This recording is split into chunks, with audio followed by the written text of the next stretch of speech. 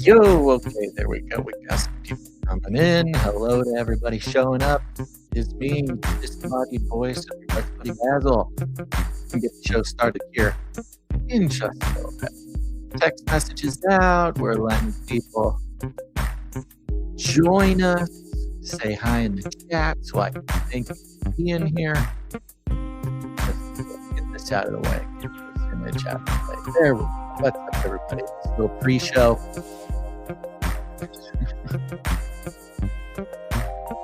Hello, Caro. We're on the YouTube. Suncoast Cars. What's going on? We are live across the board. Canary Crime News Talk channel, the Face on the Sun channel. Of course, we're here on Rumble. We're going. You survived another week. Survived another week, folks. I think the weekend's got to start a little sooner this week. I think that's the thing.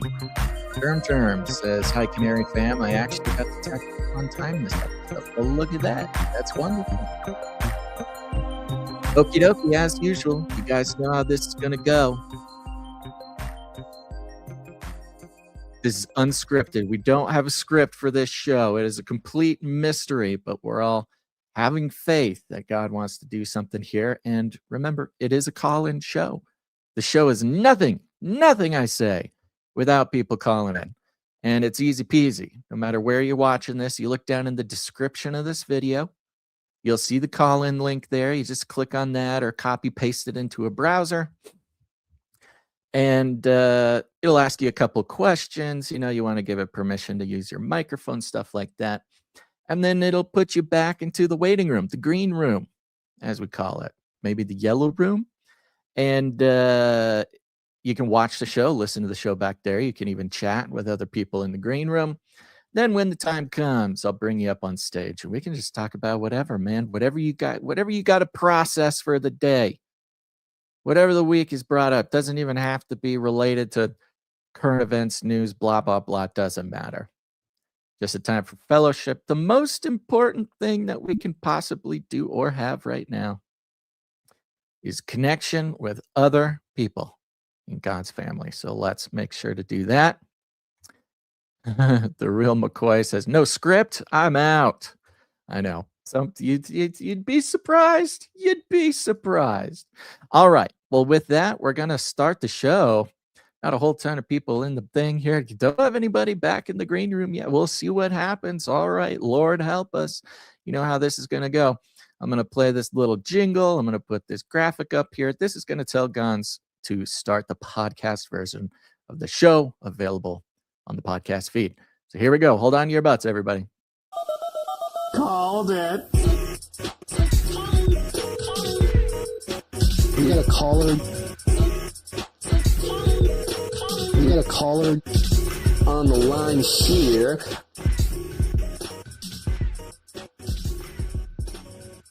What's going on, everybody? It is I, your best buddy Basil, and you are here live or live in the future for Canary Cry Clubhouse. Just an opportunity for us to take a breath, see what God's doing this week. No more headlines, no more nonsense. I mean, look, there could be headlines. I don't know. I'm not in charge of this. And as usual, it's a call-in show. So you got to call in, okay? Don't feel afraid. Don't feel like you need to have some sort of super fancy question or realization or blow anybody's minds, okay, people? This is just about the simple act of fellowshipping with other people around us that we are sharing our faith with, along with surviving the end of the world with, and it's super easy. You'll see down in the description, little call-in link there. You'll notice it says call-in link. You just click on that, or if it doesn't let you click on it, copy it, paste it into a browser window, and that will ask you a couple questions, put you in the back room. Then from there, I'll bring you up on stage to say hello. But you survived another week, folks. This is a good thing. This is a good thing. You know, we don't take that we don't take that seriously enough some days. Some weeks, I'll tell you what, make it through. Just so excited to be over. Kind of zone out. don't think about it until Monday comes back around, and it's time to dive right back in. As usual, not much of a plan for this show, so we're just going to see what God wants to do at the time. But I do want to encourage anybody here to join the Canary Cry text message alert system. All you got to do is text the word Canary to 877-740-3226, and you'll start getting a text from me just before every show during the week. That's about 3 texts a week. And the fun part is you can text the number back. You can say hi. You can send links. You can do whatever you want. I see them all. I read them all. Let's see let's see if any text came in here. It's been an interesting week. Little inside baseball on the podcast. Been an interesting week. Seems like people are pretty busy. Maybe it's just the times that we've been going live. But numbers, not abysmal, certainly noticeable as far as the live is concerned, the live attendance, which, look, I've always said it. I am incredibly impressed that anybody can watch anything live. I think that takes a special gift from God. So God bless you guys. Let's see here. 614 texted in response to the text message today. Of course, the name of this episode is Human Existence Exposed. We're all going to find out together if either some clickbaity nonsense has any effect, or, as we usually do, try to find the secrets hidden by God that kings must seek out about the very nature of existence as God has dictated it to be. So 614 texts and says, wait, so you're saying humans are real? This is a good question. This is a deeper question than I think a lot of people realize or appreciate. Maybe we'll get to that question. I don't know. We've talked about birds not being real. Are humans even real? This might be a central question to Christian theology. I don't know. We'll see. Maybe we'll dive in. 859 says, have fun. I'll listen to the podcast when it drops. I'm going hiking. Love you, Canary. Crazy Canary friends. Thank you very much, 859. Love you too. So there you go. Text message is out. Got a couple more people coming in. All right. I guess the Olympics are still going on. On CCNT this week, it was an interesting week because, of course, we had the Olympics. We had the superb owl. It almost felt like the chillest weekend and week of the year. These sort of annualized or biannualized global rituals hitting on the same weekend somehow was chiller and less disturbing than just the regular weeks and weekends since the beginning of the year, and did give us a little bit of familiarity as far as what's going on online. Of course, your mandatory Olympics Exposed, the halftime show. These are just delightful little yearly occurrences that bring a little bit of structure to the February news cycle. But we made it, and we're holding on tight. We're going to enjoy this moment of reflection before things get back to madness this weekend. Just a little update, little emu egg updates. Some people saw I posted, must have been Thursday or Friday of last week. Maybe it was Thursday. I can't remember if I talked about it. I think I did. 7 eggs have been moved. 7 emu eggs are about 55 days into incubation. They have been moved to the hatcher. And so far, none have hatched. Now, when you search for advice online for emu egg hatching, they will all tell you about day 55 is when any emu egg incubator starts to lose their mind, because it can be quiet. It can be all quiet on the Western Front. No pips, no yips, no chirps, no rustling. He's starting to think, oh no, surely something should be happening by now. And for those who catch Clubhouse every week, you'll know last episode, last Thursday, was all about patience. Excruciating patience. And folks, let me tell you, I did that episode on patience and how annoying and painful it is, but how bountiful of a practice it can be. And that's when I was expecting eggs to hatch in 3 days. Last Thursday, I was expecting eggs to hatch in the next 3 days. So it made it easy to talk about patience. It has now been 7 days. It's been 7 days and no eggs are hatching. I'm freaking out. But I will say this. I got myself a stethoscope. That's right. I'm getting real hardcore on the emu egg hatching. And for those who are tuning in thinking, why am I listening to this about emu eggs? Just stick around, okay? There's a reason for this. God wants you here. I don't personally know why, but it always works out. So I've now gotten so deep into adopting the identity of an emu egg hatcher man that I've purchased a professional stethoscope. And now I spend some time every day stethoscoping little emu eggs, or big emu eggs, I guess. And I had one moment yesterday of taking the eggs one by one, bringing them into a quiet room, applying my stethoscope, giving the egg just a little tap, just to wake up whatever little baby's in there. And then I speak to her very softly. I say, hello in there. Hello, little emu. Are you in there? And I listen very carefully with my high-power stethoscope. And what am I listening for? Well, apparently to the internet, I'm listening for slight movements, muscle twitches. And depending on how close the egg is to hatching, it's within 3 days of hatching, it's possible that I might hear a little cheep, cheep, cheep. That means the baby bird has broken into the air sac. It is finished surviving off of the amniotic situation.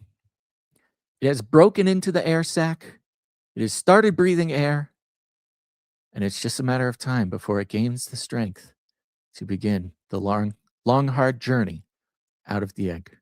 So I have 8 eggs now in the hatcher, and one by one, I carry them from one room into another room, close the door, nice and quiet, stethoscope, like a crazy person. I start talking to the egg. Hey, little guy, is there anybody in there? Tap, tap, tap. Hey there, little guy. Then I wait, and it's silent. Then I do it again, and it's silent. Okay, no action in this egg. Is there anything even alive in there? I have no idea. I'm driving myself crazy. I take it back. I put it in the hatcher. I take another one. Go back. I sit down. Hey, little guy. Silence. Nothing. These eggs are 55 days in. At most, it's supposed to take 60 days, but it should be sooner than that. And I do it again. Nothing. And again. Nothing. And again. And now I'm just doing it just to get through because no signs of hope. And then there was second to last one. I bring it in. Now I'm just going through the motions, okay? Because I can't just do it for the other eggs and not do all the eggs. And I'm sitting here thinking, oh no, is this going to be another one? And I go, hey, little emu, are you in there? Tap, tap, tap. And I put the stethoscope on there. And it's silent. And then I go, hey, little emu. And then I hear the tiniest cheep, cheep, cheep, cheep. Cheep, cheep, cheep, cheep. We've done it, folks. We have at least one emu growing in an egg that has broken into the air sac. He is taking it easy. Could be anywhere from 1 day to 5 days. We'll find out. However, we are not out of the woods yet. Because if you do your reading, which I imagine all of you by now have done all of your reading on hatching baby emu eggs, just assuming everybody else has been keeping up with the process, reading up on their literature, on the forums. There's one part, well, there's a lot of advice about what to do. More or less, you are completely out of control. There is nothing that you can do. Emu eggs are incredibly thick. It is very difficult for a baby to break out of them. And it takes a very long time. And they do a lot of sleeping. And there's lots of things that can go wrong. There's one way things can go right. But once a little pip, they call it a pip. They call it a pip, okay? And once they break one little hole in the egg where they can start breathing oxygen from the outside world, it can then take another 5 days. Now, here's the thing. You can be very tempted to try to help a baby emu. You can be very tempted just to do your duty as a human being with thumbs and tools at your disposal to help this baby emu. Perhaps break off some pieces of the egg. Perhaps very gently, surgically set this emu free. But every piece of information that you will read, online and otherwise, says this is the worst possible thing that you can do. And I think, well, if I was a baby emu and I was working my hardest to try to get out, but I'm just a little baby, these shells are multiple millimeters thick, okay? They're sort of the armored personnel carrier of poultry egg. But the worst thing you can do is try to get in there and help the emu get out. Because the struggle is what makes the baby emu survive. I hate this. I am not a fan of this. I do not like this. Because there is way too much truth to be found. Because here's what happens. The baby emu, for like 100 hours, does a little peck, does a little push, pushes against the egg, nothing happens. He gets tired, he falls asleep for like 12 hours. Then he wakes up, does a little push, does a little thing. Maybe nothing happens. He falls asleep for another 12 hours. And he does this, and it's a struggle. It's a struggle for these cute little guys. And the act of helping this little fella out in any way, yes, perhaps you might be able to open up the egg a little bit, loosen the joints, loosen the jar. And you might make it easier for the emu to get out, to be born. You might even be able to sort of surgically remove the emu yourself. But inevitably, and this is supported by every piece of content anybody has ever made about emus, inevitably, the one you help is the one that's going to die. And it could die in a couple days. It could die in a couple weeks. Many sources say if you help an emu get out of the egg, it could survive 3 months before giving up the ghost. And that's because this unfortunate and excruciating effort that this baby little fellow is forced to fight this valiant battle, which he's not guaranteed to win, is what gives the emu its strength. Its neck needs to build up strength for it to hold up its head. Its legs need to build up this strength to be able to hold up its body once it's out. And to give this little baby emu any assistance at all, you might as well be sealing the fate of that little guy. A timer starts, basically. If you get him out, timer starts. It's not going to work. And of course, you know me. I don't like this one bit because perhaps it is a little bit too relevant to our own lives. Patience is one thing. We went over patience. I'm not going to talk about patience anymore, but patience has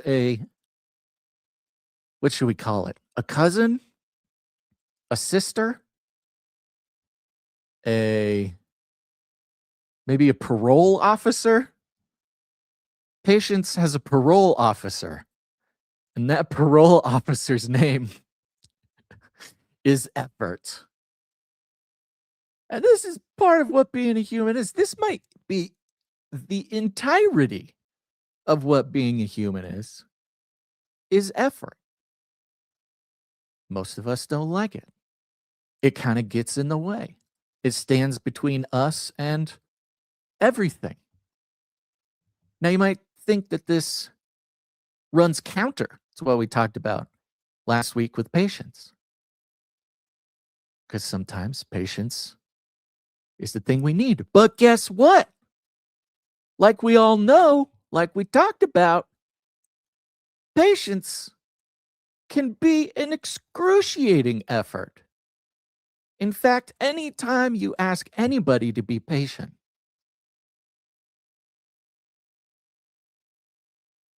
they have to strive. They have to effort themselves. I don't know what the verb of effort is, but it takes effort. It requires effort to be patient. If it didn't require effort to be patient, then everybody would be so patient. We wouldn't have so many problems. You dig? So there's a lot to learn about trying to hatch emus. I've put a lot of effort the past 7 days into being patient. And now it is up to those little baby dudes to put in the effort. And there's nothing I can do to help them. In fact, in this case, all of my effort needs to go into being patient, because if I put my effort towards helping break these little emus out of their prisons, then they don't get to put the effort in and they will inevitably die. At least this is what I'm told. So that's a bit of the conundrum that I've been living every day for 7 days since last Thursday.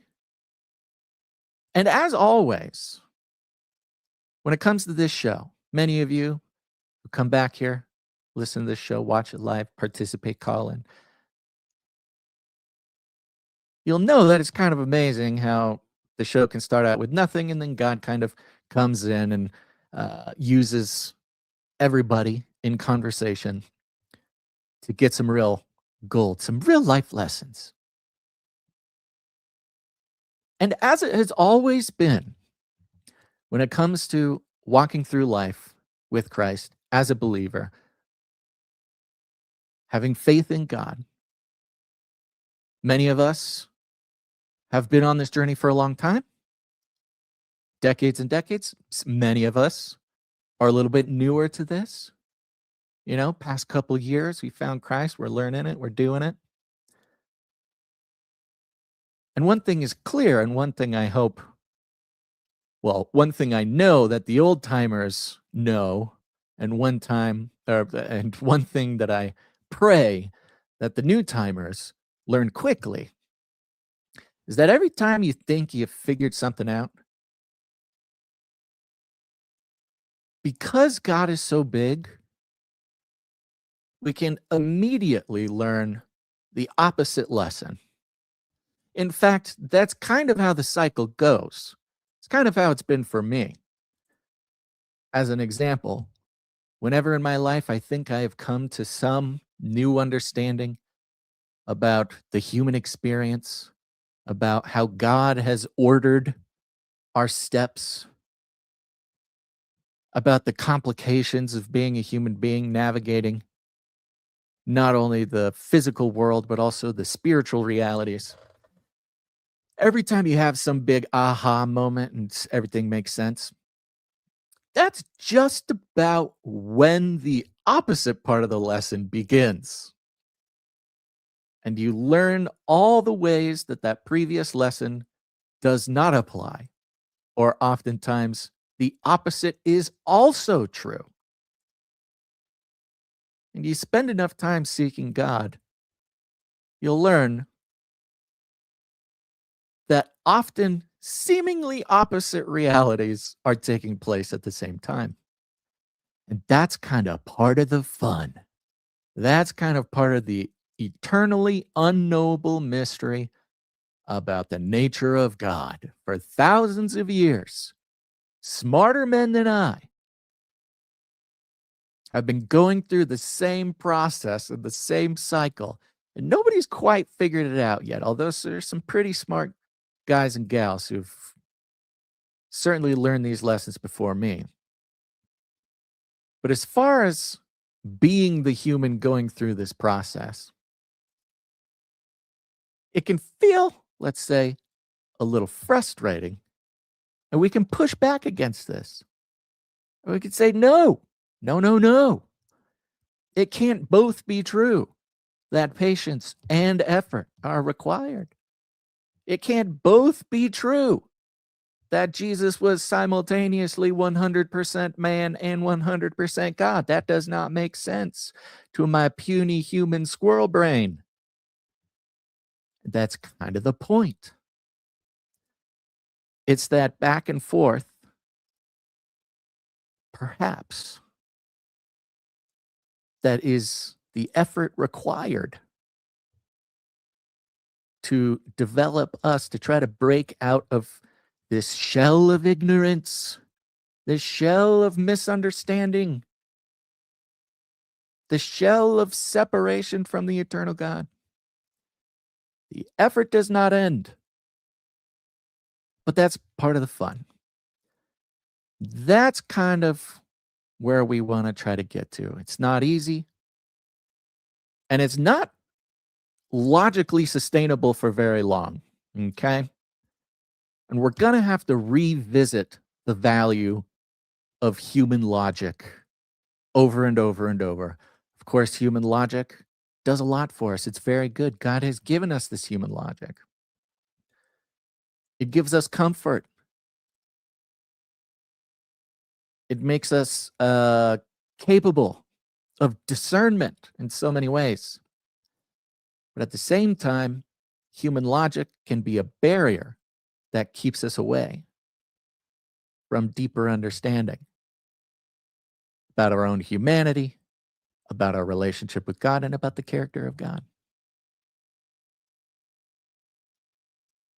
So that's what I've been learning this week with the little emu babies.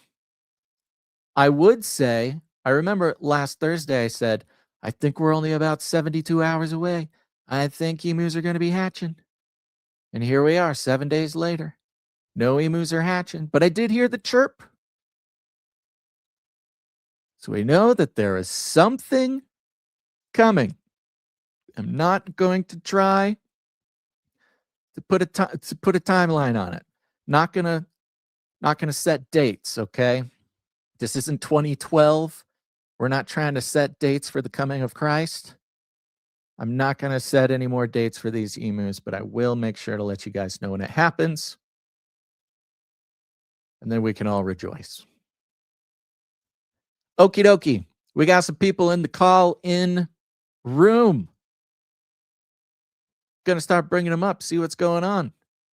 First on the list, we've got the one, the only, Sir Darren, Night of the Hungry Panda. Let's get him up on stage. What's going on, Sir Darren? How are you, buddy? Hi, Basil. What's on your mind today? Lots of things, but one of the funny thing I was thinking about was all this you were mentioning on yesterday's show. You started talking about glitter. Yeah. And the glitter bomb conspiracy. stuff. Yeah, the glitter conspiracy. Apparently, I was also noticing that glitter is really trending this year with like the Olympics. Very a lot of the athletes are using what's called, I guess, glitter freckles. Mm. And so that was like a skin condition. Well, it's like this trend, I guess, that was made popular by the TV show Euphoria. Yeah, I was gonna bring up Euphoria. Yes. Yeah. So it's kind of interesting, like that this sort of is like a trending thing right now. And then you were bringing up the whole glitter conspiracy. And so I kind of looked into it a little bit, like just the history of glitter and everything. And what's kind of interesting is that, because a lot of people are like, why is this secret? Like, why is this kept secret and everything? And we can't look at how glitter's made and all this stuff. But Right. one of the things that they brought up was that glitter, the manufacturing of glitter, is basically involves very precise cutting of Mhm. material. And so, if you could cut a material very precisely, it wouldn't have to just be for glitter. You could do many different other things. Right. And so it's interesting. And it was also interesting that a lot of these companies are located in like New Jersey, and that's like where they have the Mhm. New Jersey drone sites. Totally. Way back when, I don't remember when that was, but in that, The end of it's last just, year. yeah. So it was just kind of interesting, this whole glitter deal that's going down. I totally agree. I mean, it's very interesting. And for those who have not yet heard the glitter conspiracy, the long story short is some journalists were, interviewing there's only one factory. I can't remember if it's one factory in the world or one factory in the Western Hemisphere that makes glitter, and all the glitter for every brand of glitter is all made by the same factory in the United States, and it's in New Jersey. That is the one, and it is like guarded by like military level security. And the journalist goes in there, starts interviewing the guy. Uh, First noticed that the guy is really edgy about describing how glitter is made. He refuses to give any examples of who the glitter factory's clients are. And when asked about it, he says, "Well, it's an issue of national security. I can't tell you anything about the glitter." And the journalist says, "Okay, well, I came all the way out here. Can I get a tour of the glitter factory?" And he says, it'll be a cold day in hell before anybody gets to set foot in that glitter factory besides our, national security background checked super scientists. And there's lots of the conspiracy goes deep. What the implication there is that the glitter manufacturing process and everything about it has military grade um, uses. And we, of course, have gone into things like glitter screens, glitter fog clouds used for Project Bluebeam holograms. Of course, there's some glitter type chemical compounds used for things like chemtrails, et cetera, et cetera. So apparently, glitter is like a real issue of, of national security, which does make it interesting. I remember when Euphoria came out, and suddenly this was like the cool hip thing is put glitter under your eyeballs to make it look like you've been crying, or just lots of glitter makeup, things like this. And it's still going strong. I have not seen the Olympic people doing the glitter, but I can't imagine that putting glitter on your face is very healthy. Your skin is very absorbent. That can't possibly. I mean, talk about microplastics. That's just like soaking it right up like a sponge. That is a funny thing too, because apparently there's a big push for glitter to be made out of things that are biodegradable, because it's not. No. And people are worried that it's like harming the environment and all that. Oh, But totally. yeah, it was I just noticed that it was a very popular thing with the Olympics this year. Of a lot of the female athletes were wearing like the glitter makeup, and specifically almost like the glitter freckles, because um it was like on their cheeks mostly. Yeah. And so like this, it's like this sort of trend right now, and it's just an interesting trend that's taking place. And These it's, are important things so, to pay attention to, man. It's these things that seem, I don't know, like they're not important or they're just well, random acts of culture. They inevitably have some sort of, I don't so know, bigger thing this going was the on. very funny thing about it. Okay, so this is my little tie-in. Um, so I don't know if you've heard about the Nancy, what is her last name? Guthrie, Guthrie. Yeah. Guthrie. So Nancy Guthrie, the deal that's going on with that, but they released this video of like the Ring doorbell or whatever it was, and the guy, I noticed that like because it's night vision, it's the guy's reflective stuff is like very bright and shiny. Right. And so I commented to someone, I said, the dude should have just put like reflective stuff all over his face, and he would have just been like a shining face. Oh, totally. Yeah. Yeah. No, this was a big thing when we started looking into like how to avoid mass surveillance culture. And Yes. there are these, yeah, materials. I don't know if it's exactly glitter, but it's certainly something like glitter that when an infrared camera, which most cameras are infrared, hit it, it just like shines like the sun, like Moses coming down from the mountain. It's just Yeah. absolute perfect, like anti-surveillance shroud. Yes. And part of like what glitter, I guess what makes glitter glitter, as opposed to not just random pieces of stuff, Hmm. it's the uniformity of the glitter pieces Ah, combined together, causing that refraction. And right. so it's kind of like, I'm like, well, wait a second now. So we're seeing like this whole, there's this one story going on with this guy who, he's got this like very shiny reflective stuff in the Nest camera. And then all these athletes are wearing the glitter freckle makeup. And I'm just, it makes me wonder, like, is there, and then to tie in this, the third thing is they're kind of like this push for, ID, like everything is going to be an ID to use, like for voting, or like you mentioned Discord is going to want us to take pictures of our face, and I'm just thinking like, what happens if we all put glitter all over our face, and, and we Totally. try to do like these ID things? Is like error. It's not. That is It's interesting. there's Yeah, something that's strange here going on that I'm just like I'm seeing like the little breadcrumbs of it, but I can't put all the pieces together yet. no, there's something there. Yeah, if you had some glitter freckles, like when you go and get a new driver's license, they take your new picture. And there's in the past couple of years that they started making you not smile because they're doing facial recognition on the picture you take for your license.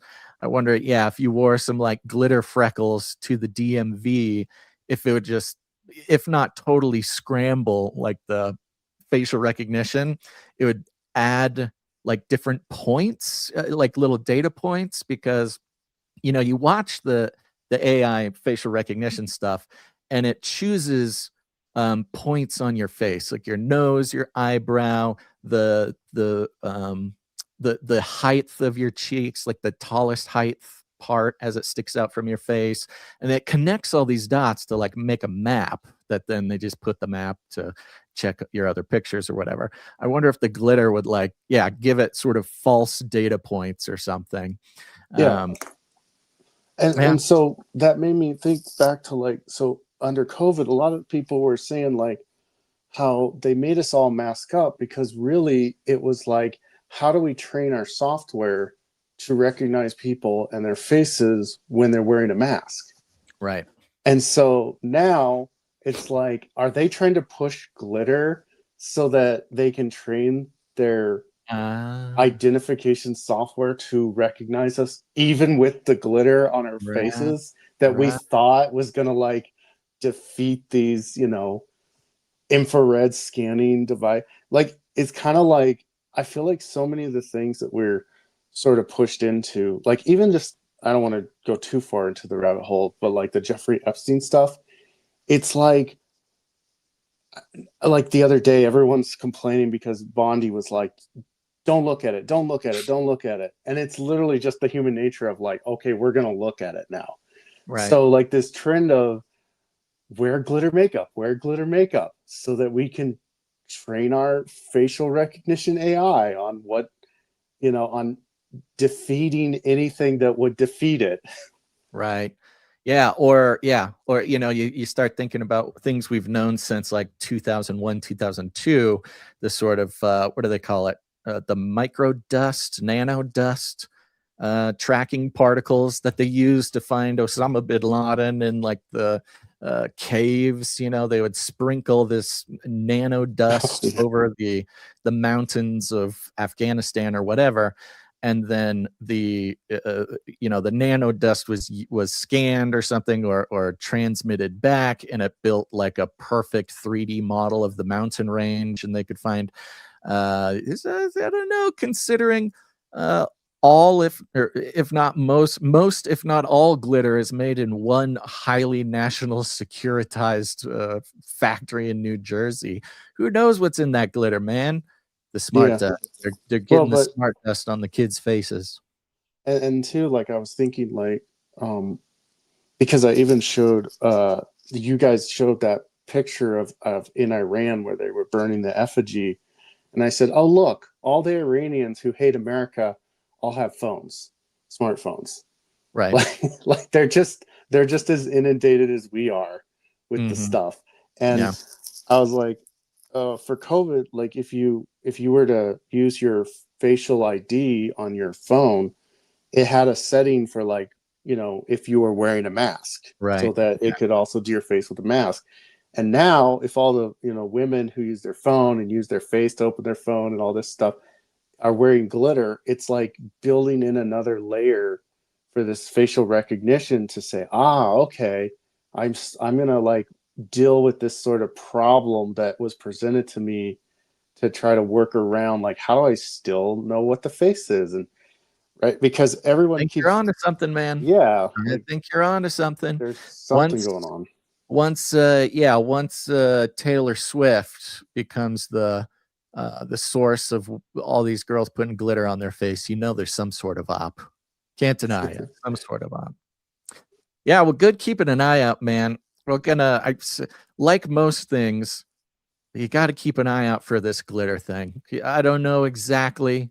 It will reveal itself, like all things. The glitter will reveal itself as much as the enemy tries to hide it. So we got to keep an eye out, buddy. Yeah, just don't inhale glitter. That's for sure. That is, if you can help it. The fact that glitter is such a hands-on art activity product for children, it's kind of concerning. Well, right. God bless you, man. Thanks for calling in. It's great to talk to you again. You too. Bye. Take it easy. The glitter conspiracy. Oops. I forgot I still had Taylor Swift up here on screen. There we go. All right. There we go. Yeah. It's my instinct. I haven't spent a whole lot of time thinking about it or keeping an eye out. But I bet glitter is one of those things that if we actually start paying attention to it and start keeping an eye out, we're going to find it in all sorts of strange and unusual and unexpected places. All right, we got another caller in the waiting room. We're going to say hello. And just a heads up for everybody, most of you know this, on the back end here, I am just running a 10-minute timer on each call. It's not a hard and fast limit, but it's just a way for us to make sure that we're saving enough time for all the callers. So there you go. All right. Who do we got next? We got Old John. Old John calling in. What's up, Old John? How are you, buddy? Hey, can you hear me? I can hear you great. I like your little profile picture of a kind of wonky mascot looking Raphael. Yeah, thanks, man. I don't have a camera on my PC, so I just picked a picture. It's for the best, brother. It's for the best. Yeah. Well, what's on your mind today, buddy? What's up, man? Nothing. I've thought about calling in, several weeks and never did. So I'm glad I had the opportunity today. Yeah, man. See, folks, So that's how you do it. When you have the opportunity, you call in. You don't need anything special. That's what makes the world go round here. So you've been tuning in. oh yeah, definitely. Yep. Okay, cool. Right on. I don't listen to news talk as much as I used to, but Yeah, I that's never okay. miss this one. I love it. That's pretty common. That's why. Well, I'm glad to hear that. That was kind of my hope with Clubhouse, was that it would, Yeah, man. when people It's need to great. take a little break from the news, which I totally recommend if people are feeling overwhelmed or just they can't pay attention or they just got better stuff going on, take a little breaky poo. But that's what this show's a little bit of a breaky poo too, built into the thing. So thanks for saying that. Yeah. Um, Well, I don't have an agenda. Yeah, that's okay. No worries. I mean, you've made it this far. Now, it's interesting. You said you've been kind of taking it easy on the News Talk show. Are you kind of taking it easy in general when it comes to keeping up with whatever, all the Luciferian madness going on in the world? Yes. Yeah. Good for you. Good for you. Yeah, it's just bums me out, makes me mad, you know. Yeah. Yeah. Which some could argue that it's kind of supposed to, Yes. the reaction is the purpose. So it is a valiant and noble rebellion to stay away from it. So God bless you for Yeah. that. Well, I'm still, over mediated in other ways. But Over you mean the other media, you mean? yes, I watch a ton of YouTube. It's just, not about political stuff. It's. Yeah. Well, it's 2026. You can't stay away from the YouTube. What do I, you I watch? feel like What's your it's YouTube thing? oh, I watch a lot of, nerdy stuff. I watch Counter-Strike videos. There Pretty you much every go. Counter-Strike. Hey, do you play Counter-Strike? I don't play Counter-Strike. I have played Counter-Strike. I don't do as much gaming as I'd like to these days. Just kind of feel guilty. I got other things to do. But I do. I did just finish Ghost of Yote, which was um, is not a first-person shooter or even online game, but it's like what was it? The sequel to Ghost of Tsushima, and because it's about ancient Japan and their samurais and stuff like that, I consider it part of my relationship. What's the word? Maintenance, relationship maintenance, so I can understand Gon's and Guns, his yeah. deep roots. Yeah. Yep. I see Sir Darren out of the Hungry Panda also added a Ninja Turtle into his thing. This is the Ninja Turtle profile pictures are catching on here. Dude, you know what I should have done is I have a picture from when I was a kid of I met a Ninja Turtle at the grocery store, Oh and it's a my really gosh. funny one. I didn't think about that till it was too late, but but anyway, I shouldn't have brought up Counter Strike. I don't know. I watch a bunch of nerdy stuff, Yeah, well, which that's maybe I good. do have kind of an agenda. Do you know what XMPP is? It's a XMPP, no. Yeah, it's a chat protocol where it's like Discord or something like that, but it's self-hosted. So Oh, it's on okay. you make your own server. Yeah, I'm And looking at it. yeah. And by the way, quite a while ago now, you guys were talking about investing in self-hosted stuff, Yes. but I haven't heard you talk about it in a while. No, we've been working hard. It turns out it's a much longer process to find the things that meet our needs, and we're trying to find a balance. One of the really difficult parts is um, either learning all the difficult parts ourselves or getting help from other talented people who are a little better at it. And just because of the nature of everything, it has been a much slower process than we were hoping and praying it would be. Yeah. Unless you're a pro at it and you've got 1,000 hours that you want to donate to set it all up for us. That's the only other one. I wish. I Yeah. wish that would be cool. I Yeah. like messing with that stuff, and it's like I work construction, so I like to do nerdy computer stuff in my spare time. Yeah, and you know what? This has happened. So we've had several iterations of versions that we've started working towards. One thing that's been really crazy. You think you find something that works, and then you get about 50% into making it work, and then there's some little detail or whatever that just is like, oh shoot, we should have known this before. It does this. This is not.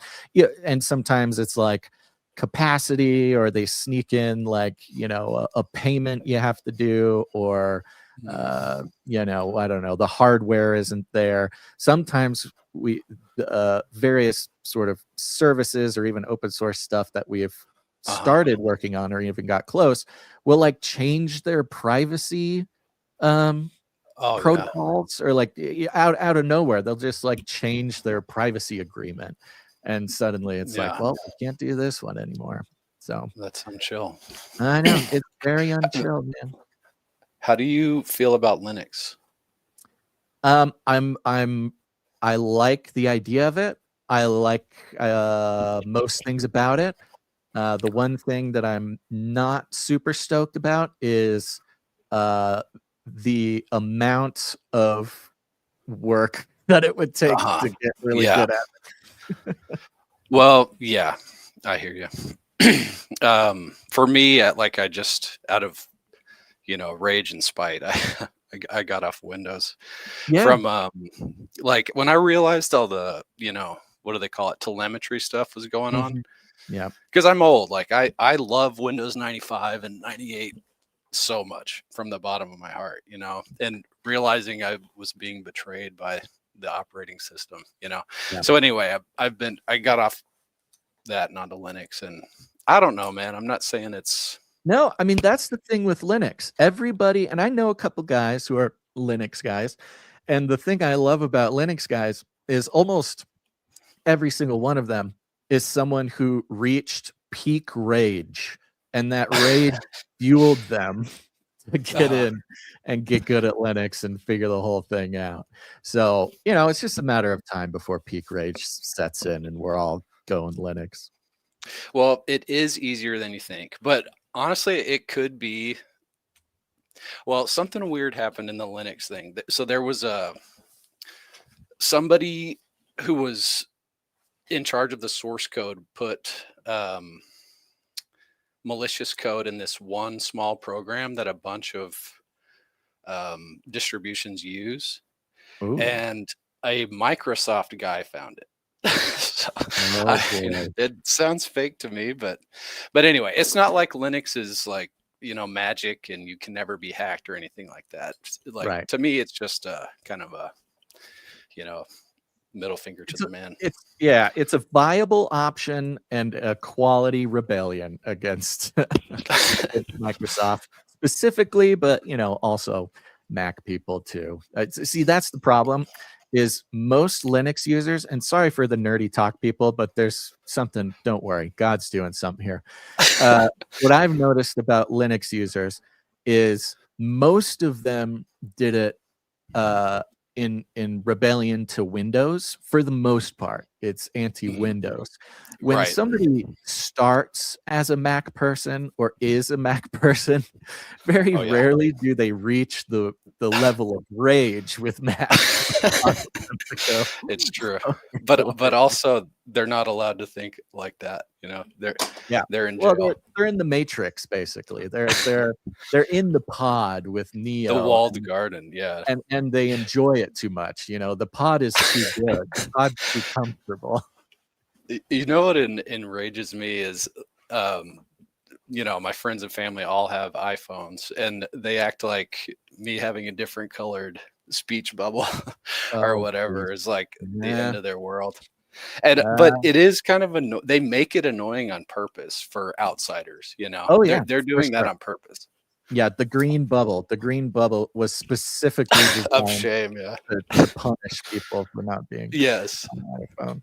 Well, stay strong, bro. I can tell you're a quality soldier in the rebellion, the techno rebellion. You got what it takes, and someday, I'm glad you're resting up your mind and your will these days, because like I have been told plenty of times, it's the Linux bros that will save the world. So God bless you. Thank you. All right, buddy. Yeah. Was there anything else that's on your mind before we check in with another caller? Yeah, I'm trying to quit smoking, and it is. Oh, God bless you. It is not fun. No, it is bad. No, it is bad. Are you currently on a no cigarette run? Are you going cold turkey? Are you working your way down? What's the? Yes. There's a couple stages of quitting. Yeah. So I'm almost out of my last pack, but last week somebody mentioned smoking, and I was like, "Oh, good, another naughty boy." Yeah.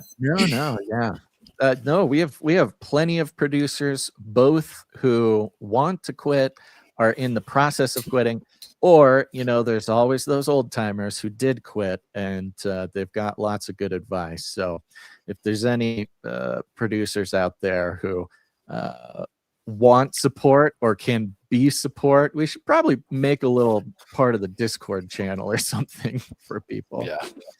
But yeah, we talk about addiction a lot in general, just as a broad concept. No matter what the addiction is of, addiction's addiction. It's a battle, and man, trying that battle without God makes it 100 times harder. Mm-hmm. Yeah. Yep. Well, God bless you, buddy. We'll be praying man. for you. We'll get the producers Okay, praying for you. You need the strength, and may Linux, your Linux use, strengthen you for the hard road ahead. Okay, man. It was good talking to you. Have a good one. Great talking to you, old John. God bless you, buddy. Talk to you again. Okay. There you go. See what I'm talking about, folks? Effort, and patience. That's I forget who it was. Somebody did mention quitting cigarettes last week. I mean, it's an incredibly common thing. I actually had some prepper dudes in my area who we see each other. We talk about prepping every once in a while. And he was a big smoker. And he was telling me about how in his greenhouse he's growing tobacco plants, which I'm not sure. I didn't see the tobacco plants. I don't know if he actually had them. I think maybe he was just talking about it, like, oh, I smoke, so I need to grow tobacco plants. I'm not even sure if it's legal to grow tobacco plants. But and he had this whole big plan. He was talking about this, putting in just thousands of dollars and all this work just to make sure that he could, keep smoking when society collapses. The funny thing is, and I told him this, you look at any apocalypse movie, any zombie movie, any apocalypse movie, any end of the world movie, any post-apocalypse movie, they always have cigarettes and they're always smoking. So there's something about somebody's prepping cigarettes. Maybe they're just stacking cartons. Like in Waterworld. Waterworld's my favorite example of this. The whole world's covered with water, and what's that guy's name? Kevin Costner? I don't know. I'm bad at old actors' name. I think it's Kevin Costner. The bad guys are called the smokers, and they use engines, ski-doos and boats, and they have this big tanker, an oil tanker that they use to fuel all their things. And they have just millions of cigarettes. They're always smoking. I think maybe they had like captured what do they call it? A container ship filled with bajillions of cigarettes. Don't worry. If you're a smoker and you're scared, you'll either quit cold turkey because cigarettes won't exist, or there will be cigarettes around for one reason or another, if Hollywood's to be believed. All right, next up on the list, we got Germ hanging out. Let's bring Germ up on stage. What's going on, buddy? How are you? Hello, can you actually hear me? I can hear you great. I like your fatigue there. Oh, cool. It's my my coat my dad gave me. course, Love when he first got it for me for Christmas, I couldn't even wear it because some of the buttons were all weird. I ended up Is having it? to fix it. I ended up Is having to it? fix a bunch of the buttons. That's funny. Is it like from a army surplus? Is it like a legit fatigues, or was Oh, it? it's not a fatigue thing. It's just that color. Oh, It's oh, almost like it almost looks like trees or something. oh! I see. Okay, yeah, it's kind of like a It's Southwest almost like pattern. a Southwest type thing, Got it. like you'd have on like a blanket. Looking good, buddy. Looking good. What's Yeah, on your I'm mind today? 14. Yeah, I'm 14 days out from that post-op. I had my gallbladder removed. Oh my gosh! That Holy was pretty smokes! scary. I was suffering for months and months, and I just thought it was like a GERD because I have pretty bad stomach issues already with my GERD. And about since November or so, it started getting worse and worse, and I just kept putting it off and putting it off, and I kept thinking, oh, it's just really bad stomach problems. I feel like I'm digesting either a rock or a brick in my stomach, but Oh gosh! and turns out that it was gallstones that were so huge that they were blocking my entire gallbladder. And then Bro, there was smaller gallstones on the inside of my gallbladder that were blocking up my entire gallbladder. So my entire gallbladder was non-functional, and they had to first remove all the gallstones, and then they had to remove the entire gallbladder. And all I have now is this little weird part of the bottom of the gallbladder, which connects the gallbladder to the liver as a weird little stint, and I'm bro. hoping that will work. But if not, I have to go through another surgery, and I have to get a medical stint put in to my liver. Oh my gosh! That's crazy, man. That's Yeah. I get it. I was gonna ask. You kind of answered my question, like, what did it feel like? And it sounds like you were feeling this for a couple of months, and a lot of us can understand that process of like, hey, there's a pain, but it's not necessarily a pain that I don't expect, or not necessarily. You have other stuff going on, so you kind of leave it for a few months. Both your story and my story with my appendix were very similar Oh yeah, that's in exactly what that, I was thinking of when I was going through that. yeah, and this is a lesson that both you and I have now learned, and hopefully someone out there will learn it from us instead of having to learn it Oh themselves. yeah. Don't wait on those things because it just gets worse and worse. It's crazy. Yeah, literally when I called emergency, I was crippled over in the bathroom, trying to sleep on the floor of the bathroom because Yeah. I was so bad, and I was throwing up a bunch of bile all night long. Oh my gosh, that's crazy. And still, even in the pain, I still had to call in my boss. I had to call off work.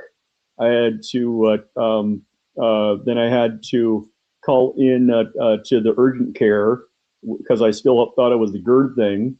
I go into the urgent care. It takes forever when I get to the urgent care because I also have to take an Uber. Uh, then finally they get me in there with urgent care, and they go, wait, how is your pain feeling? And I go, oh, probably about a 9 or a 10. I'm not feeling great, and ended up calling me an ambulance because they said, oh, there's nothing we can really do in terms of urgent care. So they I had rushed me the over to the exact they had same to rush me over to story. the emergency thing and a town over, and I just had to wait, and I'm in excruciating pain, and it takes forever to even get in. And then they finally call me, and they like do all these scans and stuff, and then they wheel me back in like a wheelchair, and then I can't even move because I'm in this wheelchair, and they call me again, and I can't do anything because I'm in the wheelchair and I'm in excruciating pain. I tell them, I've been called like 4 times, what's going on? And finally, somebody comes back and wheels me back again. And then they tell me, basically, you need to have some more scans done. I had this like CT scan done. I had one of those like weird things where they put the gel in your stomach, and then they put that wand on there, and Sonogram. they basically check your insides. And then basically through those ones, I waited and waited again in the lobby. and they come back out and they tell me, oh man, your gallbladder is pretty much dead, and you need to have it out like today. So they end up finally transferring me to a hospital that actually does that kind of surgery. And they were also so booked up that I was in the hallway for about 6 hours. And I was just above a halogen light, and it's blinding me. And then all I'm doing is waiting for a room to open up so they can do surgery on me. And finally, they say, "Oh yeah, we have an open room," but it turns out they were talking about an open room where I can wait in terms of like the eating of the Jello and all that, and just a hospital bed while you're waiting for the surgery still. And it took me an entire day to actually be able to see my surgeon and have her do the surgery. Ugh. Oh my So it God. took from the 28th to the 29th just to be able to do the surgery, and here I was in excruciating pain. So thankfully they were able to get me a lot of like pain medication and stuff. But in the ambulance itself, when they rushed me over there, for some reason the guy couldn't get my veins, even though my veins were pretty good. You can usually see my veins, and it turns out that the guy was so new that he kept messing up the process. Yeah. And he messed up my veins like 4 times. And I'm like, oh, my veins are killing me. Yeah. Ugh. So Dude, the 29th of January, they finally got me in there for surgery. And I've had quite a bit of other surgeries, but man, that anesthesiology sure does knock you out. That is It's weird. crazy. It's really like weird. being abducted or something, like one of those little stories of somebody like time just disappearing. Because they just say, oh, I'm the anesthesiology guy. How's it going? And they put the mask on you finally, and they get you all comfy, and then you just kind of breathe a little bit. And then you wake up in a completely different room, and you're like, wait, didn't you just put a mask on me? Yeah. That's so weird. No, nothing. It's not black. You're not dreaming. It's not like you're asleep. It's just like straight up like you've been abducted. You blink.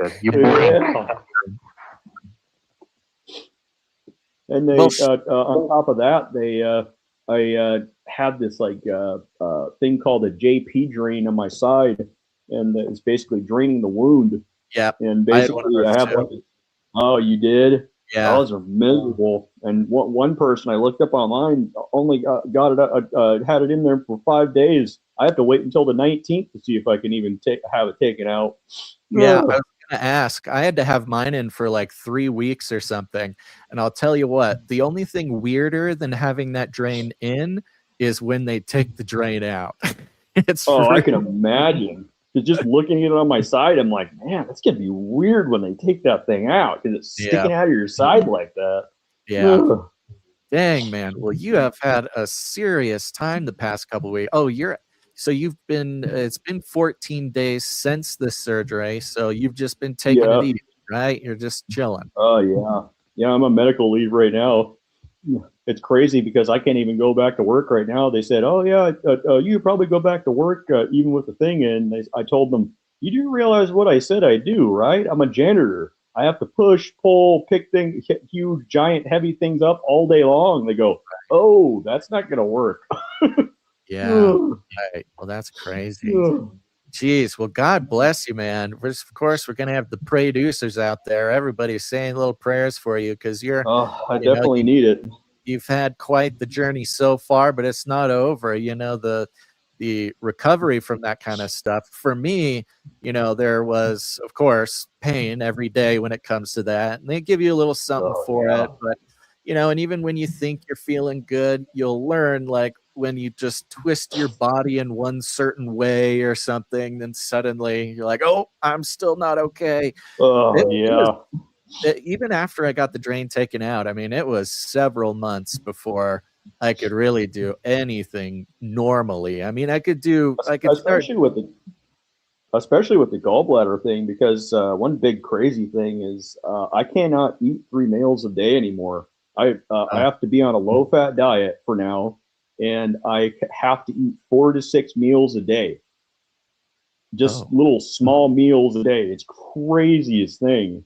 I see. I've like lost more weight than I have in years, I'm much healthier, but it's weird to have to eat 4 to 6 small little weird meals a day. Yeah, it changes everything. Yeah, when something like this, you have a surgery or some sort of medical thing like this, it just changes your whole life. You see kind of the routines that you had gotten in, you see everything that you kind of took for granted, and suddenly you got to basically reprogram your whole life, not just your work or your sleep, but just like, all the way down to the tiniest details of your day are just Yeah, totally if it new. wasn't for my family helping me out in terms of a lot of that stuff, I Yeah, wouldn't even be able to sleep, to be able to take a shower, anything, because there's so much stuff I had to do that were much, much more than 20 pounds. And I'm like, I can't even push this thing, let alone pull it.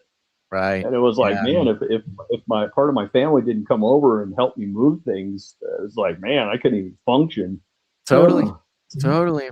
Well, dang, dude. Well, we are certainly going to keep you in our prayers. Producers out there, make sure to be praying for Germ. I mean, you're halfway through I this definitely journey, buddy. appreciate it. You Thank betcha. you. Yeah, thank goodness you have the strength to call into the show, tell your story, so the rest of the Canary Cry family here can, keep you in their prayers or reach out. Make Yeah. sure you got, moral support's also very important. You lay there for Yeah. long enough, you start questioning all sorts of things. So Yeah, God and I bless gotta you, say buddy. that anybody who thinks that there's something wrong with them, like seriously wrong, don't put it off. At least get some sort of checkup, because it Yeah, can save your life. Because they said that if I would have waited just a little bit longer, a thing would have gotten badly infected just a little bit after that, and I could have died. yeah. Ugh. That's the lesson. Same with me. I had waited. I was septic by the time that I had gone into the emergency room, and it didn't have to Yeah. be that way. So, don't ignore these things, folks. Pay attention. Well, God bless you, Germ. Thank you so much for calling in, buddy. Thank you. God bless on your journey through recovery, and make sure to call in again. Let us know how it's been going. Thank you. Appreciate it. All right, buddy. Have a great day. Bye. You too. Goodness gracious.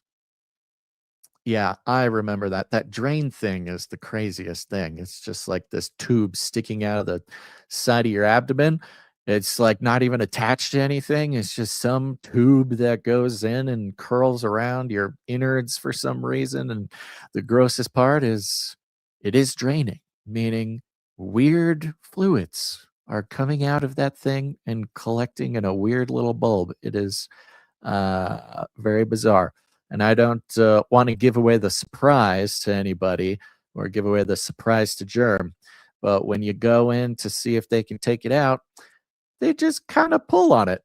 They just kind of pull on it right there in the doctor's office. And if you're lucky, they'll say, okay, 3, 2, whoop, and then they pull it out. They don't wait till 1. All right. Well, God bless that guy. Keep it German in your prayers, folks. All right, we got another caller here in the waiting room. We're going to say what's up to Sir Psalm 40. Sir Psalm 40, what's up, buddy? You are on the air. Hey man, what's up? Not much. Um, Just thankful to be alive. yeah, for real. I have mad respect for anybody that's ever had any kind of a surgery. I'm I'm in my late 30s and I've only gone to the hospital for broken bones on 2 occasions, and other than that, probably only drug overdoses. Never had to have any kind of surgery. I mean, broken bones and drug overdoses are pretty good reasons to go to the hospital. Yeah, but like an open body surgery with someone's hands inside of my body, like Yeah. I very much respect people that do that because I don't know how I personally would be able to handle that. Yeah, it's weird, man. Surgery is like it's a fairly common thing, and it's talked about a lot. And people say, "Oh, I had to get a surgery," or "I might have to get a surgery," and you hear about it a lot, and you don't really think about it. But you stop for a second, and you really think about having someone else's hands or a robot arm getting inside you, snipping things away. Yeah, it's a pretty trippy concept. Yeah, so I'll definitely be praying for our friend about that. Yeah. And also, I'm praying for all the smokers. I too am a filthy smoker, so don't feel bad. You know, I I think it's so funny. Nobody's harder on smokers than smokers. You guys are funny. yeah, it's probably like the easiest thing like to obviously attack, like something that would be a resolution, you know. Everybody knows that they shouldn't be doing it, but they do it Mm. type thing. Like people will argue about marijuana or alcohol, but everybody knows that smoking is definitely they can all agree on that that's not good for you. Yeah. Yeah. But I was able to cold turkey swap straight from cigarettes to a vape. Not that that may have been better, Right. but having done that, I got to a point where like I would probably only hit the vape literally like a handful of times a day, like four Mm. or five times Right. a day. Yeah. So I mean, that's something. It's yeah, definitely you know, different, and there's a lot to say about what's actually in vapes, but getting it down to just a handful of puffs a day, I mean, that's definitely something, man. I um I missed the show last week, but I've heard you keep repeating about patience and you know how there's an effort to it. Yeah. And there was a time in my life where um I feel like I had an anger issue where I just didn't like the way that I reacted to certain things and you know whether it was justified or not. But instead of like counting, like when people tell you when you get angry, you're supposed to like count backwards, I would repeat the fruit of the spirit. There's Ooh. 9 fruit of the spirit, so like it's basically counting to 10. But Yeah. patience was definitely the one that like I focused on. So like I think that patience, much like faith, is actually a verb. Like Yeah. it is something that you have to, it's an expression. You know what I mean? It has Yeah. to, it's not really, what would it be called? Like it's active. You know, it's Yeah, an yeah. active thing. Yeah, And I like that. You know, we've talked about love as a verb, patience as a verb too, because it really is something you have to do, you know? well, the You're fruit, just you're it's a fruit of doing the spirit. something. Right. And the spirit is living and active and patience and love and faithfulness, or these are all through the spirit. And I think it's in Romans, it says that patience, or it might say suffering, actually, suffering produces endurance, which eventually produces hope. And Yeah, hope is one of those things that doesn't pass away at the end of Corinthians 13, the love passage. You know, love never passes away, neither yeah. does hope or faith. That's good.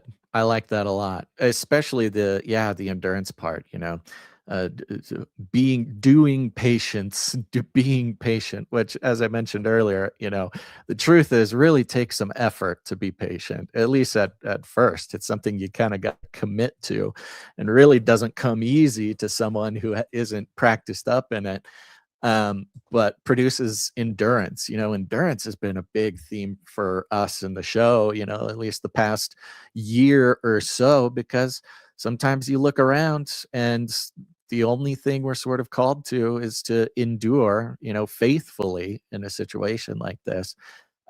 So yeah, to lay out that kind of roadmap to endurance there biblically is that's really you're a sharp guy, Sir Psalm 40.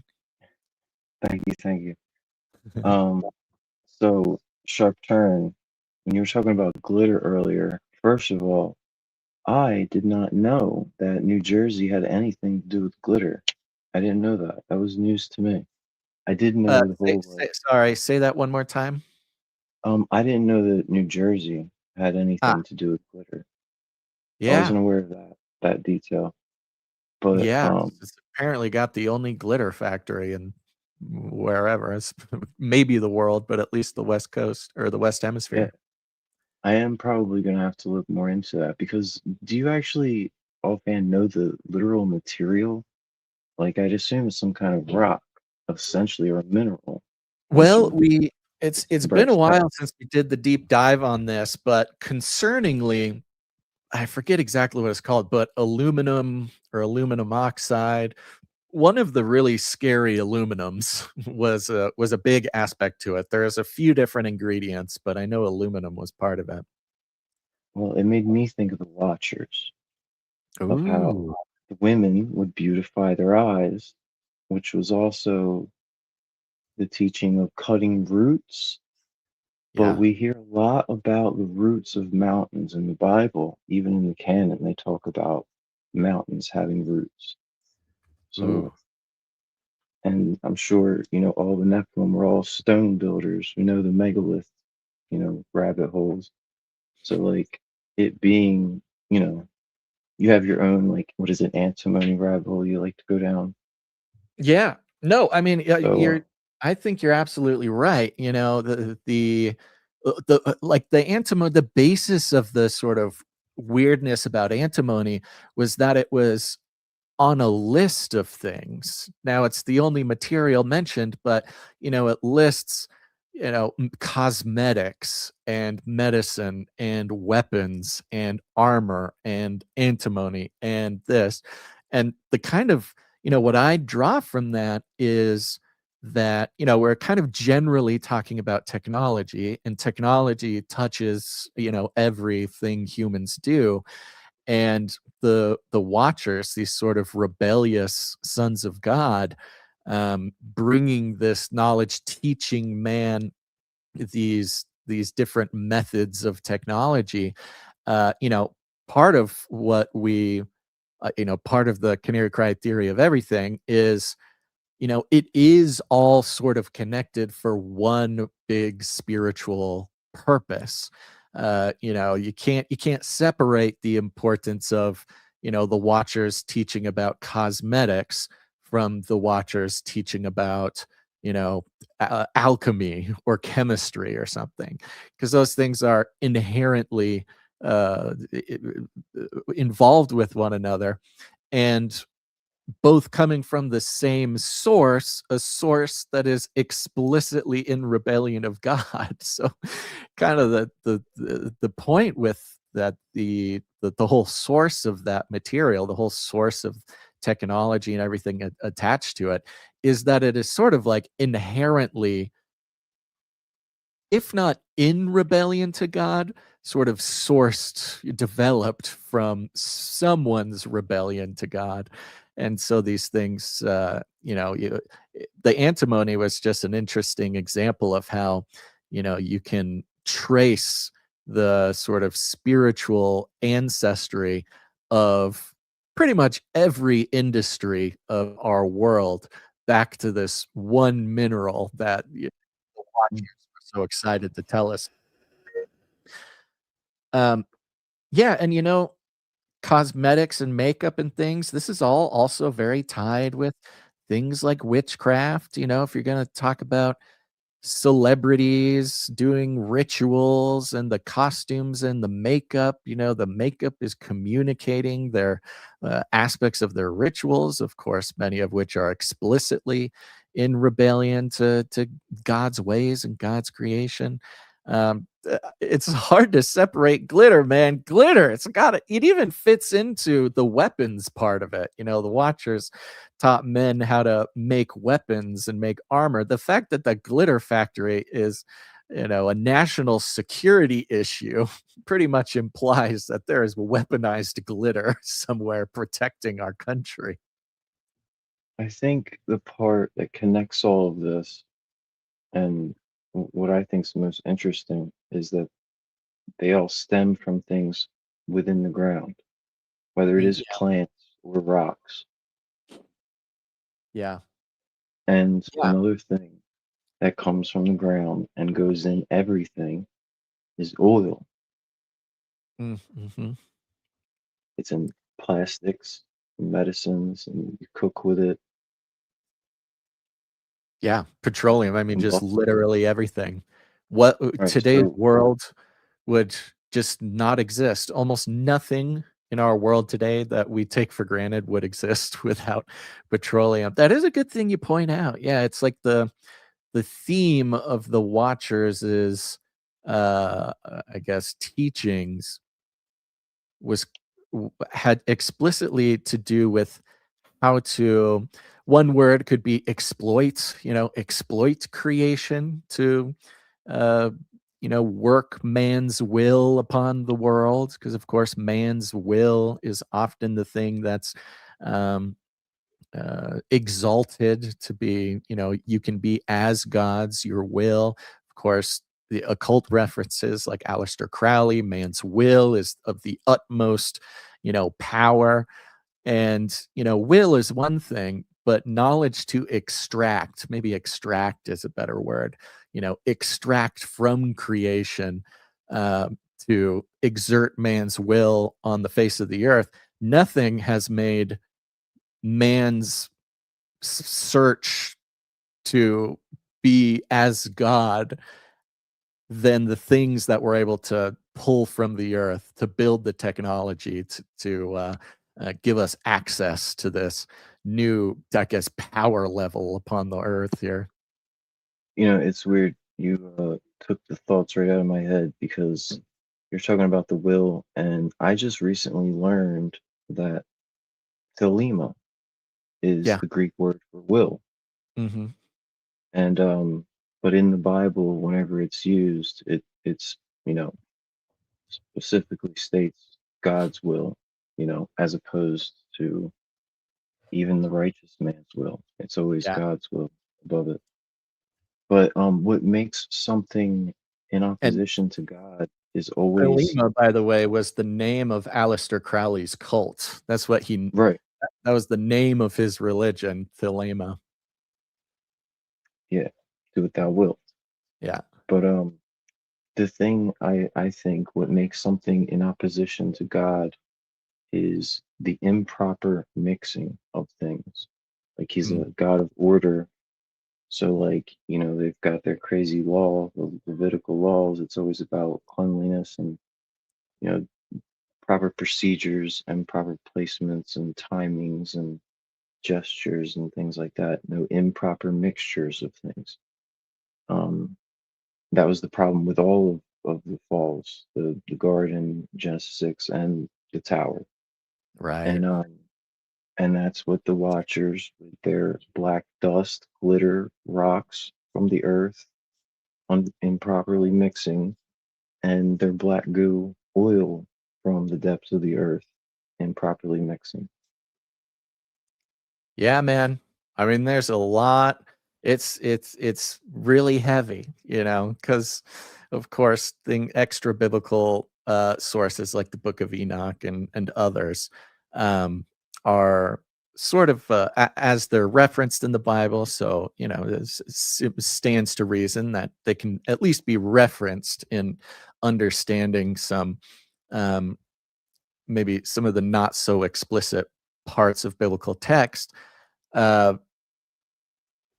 Looking around at even just the history of mankind and the biggest leaps in, I mean, history of anything, of even man's ability to survive, man's ability to do anything, the most impressive things that we've been able to do and now kind of take for granted because they're required for our survival basically nowadays.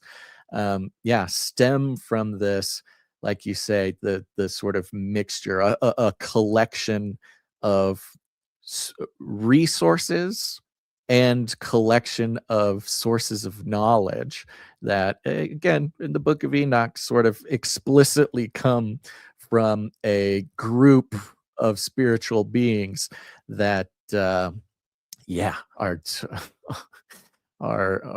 tricky. Of course, being in rebellion of God, being rebellious sons of God, like that's its own, you know, you could call that some form of evil.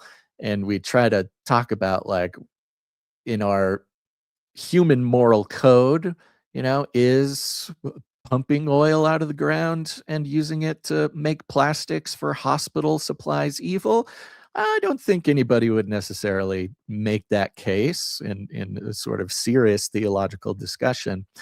But it's that, what's the word? It's sort of that kind of contradiction or that kind of illogical situation that we're in, that really define just how complicated human existence is, and it doesn't make it any less complicated for those who are kind of aware of this roadmap. In fact, it just makes it more complicated. It's a fun thing being a human being for a little while. It is. Even the angels watch with, eagerness or whatever it says. Yeah. Amen. Amen. Well, thank you for bringing some very deep things to contemplate today, Sir Psalm 40. I appreciate that. Yeah, Did you have thanks for anything else on your mind before we check in with another caller? I guess Hebrews 10, do not forsake the gathering together. Don't forget, you're not doing this alone wherever you're at on the journey. Don't hesitate to reach out. Amen. Amen. You hear that, folks? Amen. Listen to Sir Psalm 40. Thank you very much, buddy. Always great to talk to you. Hope to talk to you again soon. Yep, peace. Peace. Yeah, man. I mean, that is kind of it's like part of the requirement of giving of our fullness over to God to bring any sort of reconciliation with the situation. You know, if you want to get as squirrely as drawing life-saving technology back to where theologically it would come from, which is the Watchers giving us that knowledge, um, only surrender to God our will and our logic. Um, that's the only thing to do. There's nothing else to do. All right, we got another caller on the line here. Who do we got? Be More Busker. There he is. What's up, buddy? How are you? You're on the air. Hey, can you hear me all right? I can hear you great. Awesome. First and foremost, I want to thank a Canarian who there was a give send go for me because my parents died and my father died, and he was financially helping me out a lot, and it was just a blessing that because of you. I mean, I've felt the touch of God because of you and Liz. That Liz opened the Give Send Go for me just out of Mm. nowhere. I was just like, if you want to do it, it's fine by me. I mean, that'd be great because I'm financially, you know, in a pit for a lot of things, Yeah, right. and it's because and it makes me think more about God and how you both are people of God. And that's inspiring to me.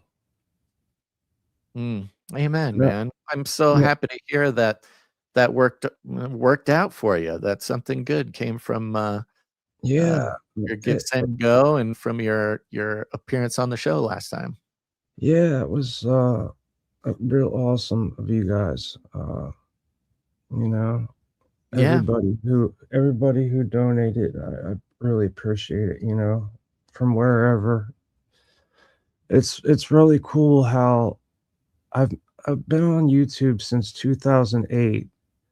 But the whole streaming and panel thing, that's kinda like I guess after 2020 is when I noticed it, but then I started to participate in maybe 20 yeah, I think it was 2023, and I met Liz, the person who opened that, Give, Send, Go for me. mm, I met her on one of the panels, and it was on going through StreamYard and stuff. Yeah, yeah. like this, it's awesome to have this around. Like I have StreamYard, but I only have the free version. I don't know. I mean, it kind of badgers me to get the bulk version, but Right. I'm not gonna do that. But like yeah. Anyway, yeah. So I appreciate all you guys help. Yeah, And man. God bless you. I'm so happy to hear that, the Lord's doing stuff in your life, and for me to play a part in it and Canarians to play a part in it. And, yeah, it was just coming from you, man, having the courage to come on the show, to call in and share your story. And of course, activate the producers. We got some great Canarians around the world, man, who, yeah, went right to work praying for you. And we're just so stoked to hear that God blessed you through that, man. That's amazing. yeah. And Liz, she's the one who opened the Give Son Go, and Yeah. I was like, if you want to do it, that's cool. I mean, whatever. But she her, she wrote a book about her walk with Jesus to get out of heroin when Oh, she wow. was younger. She's from Australia. She's a grandmother now. She has many grandchildren. Oh, wow. And back maybe in the late, I don't know, 70s, 80s, maybe she was into heroin. And That was she, big time for heroin. The yeah, 80s. A good yeah, time. I mean, I guess, yeah, the 80s, 90s, and like 2000s, like, I guess on and on, but, like you gotta, it's everywhere. That's the sick thing. But I don't know, like, yeah, I guess there was certain years that probably were more so, you know, strung out on that. Yeah. So I'm just doing a little search here, at least on Amazon. I found a book, From Heroin to Christ, a Yeah, true that's her. story, Yeah, a that's memoir right. by E.A. Moldovan. So this was the gal who was helping you out. Yes, Let me see if I can yes. put it on the She's a screen here she in case anybody's interested. Not that I necessarily recommend buying everything from Amazon, but here's the example of it on Amazon, From Heroin to Christ, a true story. Yeah, that's amazing. What a cool gal, man. yeah, and, well, I feel like crying. I'm sorry. No, it's okay. It's all good, buddy. It's a Oh, man. safe place, man. Mm, man, it's been I mean, like, when I see my parents' pictures, and I found a picture that I totally forgot about, and my god. Mm. And, like, I guess they were in their 60s, early 60s, late 50s maybe, and I guess that was right around the time I first started going downtown with my dad to busk. Mm. And, that was something cool because we did a stream for that Gibson Go, and, a couple of them, and we shared a lot of my videos from the Be More Busker channel, and it's just like it feels like, busking online because it's like renewing stuff that I don't even look at, but I still have like 349 some videos. Like there's 22 busking videos down in Fells Point, Yeah. but there's just like a whole bunch of other videos of other stuff. Like, um, anyway, yeah. So music is the core of my life, and always has been. Yeah, man. I mean, that is I've been thinking about this lately, and it's it's really tough. It's really tough because when my parents are still alive, thank God, and I'm kind of at this time where I'm like, oh man, I really need to be kind of spending as much time with them as possible, not because they're in any state that we should expect anything bad to happen, But then, I was laying awake at night and really kind of wrestling with why can any of us avoid like the worst of what life has to offer? That's a good And question. and I'm sitting thinking about it, and you consider the kind of the default, I guess, cycle of life, like the default script. Um, and it's really painful because Yeah. at best, the default script for one's life includes people passing, but especially our parents. And at best, it happens later. At the kind of the earlier it happens, the worse we would generally consider that. And at the Yeah. ultimate Yeah. worst would be you outlive your child. The only way for me not to experience the pain of my parents passing would be for me to pass, which would be even worse. I would not want them. I would rather they go be with Jesus than experience, losing their son early.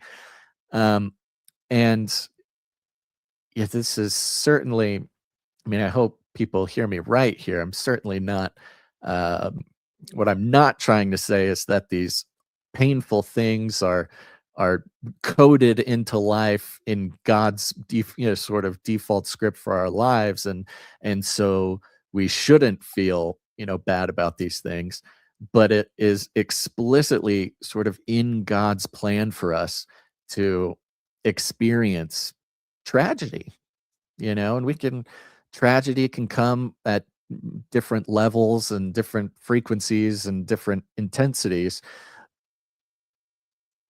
And being a human being, kind of coming to terms with tragedy as sort of unavoidable, goes against anything that we would like.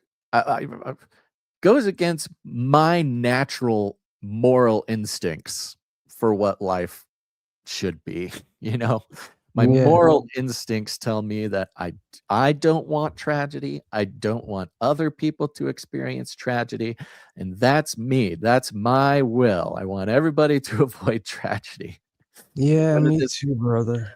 I can it's I so can yeah. yeah, I can relate to that for Yeah. sure. It's like And and when you see people going through, whatever that's terrible, like it's just like you're kind of like caught up in your mind about it, and you know what I mean? Like it's just kind of like not too much for me, I guess, but um I don't know. I don't know what yeah. I'm trying to say, No, but well, and that is the answer. I mean, that's the answer. I don't know, because in my moral authority, I'd say get rid of tragedy. Nobody needs it. We don't need it. But of course, my moral authority is trash, and God's is all good. And so I have to reluctantly to uh, come to understand that there is something in tragedy. I'm not gonna call it good, but there's something in tragedy that, um, God sort of requires of us. And theologically, we can go into, it's a product of the fall and this and that. The fact is God is sovereign, and this is the place that we're in. And so it's one of those more painful aspects of faith, the painful aspects of faith that lead people who are relying on their own logic to reject God, because hey, if they could, they'd get rid of all tragedy, and if God doesn't get rid of all tragedy, then I don't want to believe in God. yeah, Um, yeah. which is sort of Oh, the before I go, I just yeah. Go wanted ahead. to say that you're just the callers tonight, just listening to everybody. It's just like unlocking things that in my brain that I've totally forgot about. I love I, it. I I love it. was thinking, yeah, I got to take some milk thistle because I try to keep my liver as good as possible. Um, I'm not overweight. I used to be, but I'm underweight now. I'm like I don't know, 125. I'm shrinking. You got to But start eating 5 or 6 meals a day like Germ does. yeah, I mean, I'm 5'10 and a half or some shit. It's something like that. But Slender like, fella. yeah, I'm a teeny tiny thing now. My legs, anyway, my upper strength is pretty good because the accordion. I gotta say, it's like exercise, man. The accordion upper body workout plan. It is totally like Good sales pitch for the accordion. I've noticed it, like it, and that, and the big rubber bands for like physical therapy bands. You know what I mean? Yeah, totally. And I should exercise my legs more with them because I just kind of have taken a break and I got to get back onto that. I got to eat more, which is kind of hard to do because I don't eat that much to begin with, but it doesn't bother me yet. But Yeah. anyway, I don't want to keep you up any more time. I appreciate Yeah. you having me up. And I appreciate the Canary and your hookup because you put the word out there. And by the way, that Give Send Go is closed out now because I just figure, well, I'm not going to get anywhere else to talk about it. And I could have had it open still, but I just figure, well, it got up enough. I mean, I was just like, wow. I mean, that alone was beautiful to have that kind of a donation through you guys, the Canarians. Amen, brother. I'm happy to hear that. It matters a lot, and it's great for Canarians to hear from the. I mean, Canarians stick together. We've supported Yeah, each other for years and years, and it's always a huge blessing to hear how much that blessed you, buddy. So I really appreciate you calling in. We're going to continue to pray for you, buddy. And I appreciate. Yeah, man. You too. I love you, brother. You're a I good love you, man. buddy. Make sure to call in again. Keep us posted. Absolutely, bro. All right, man. See you. God bless.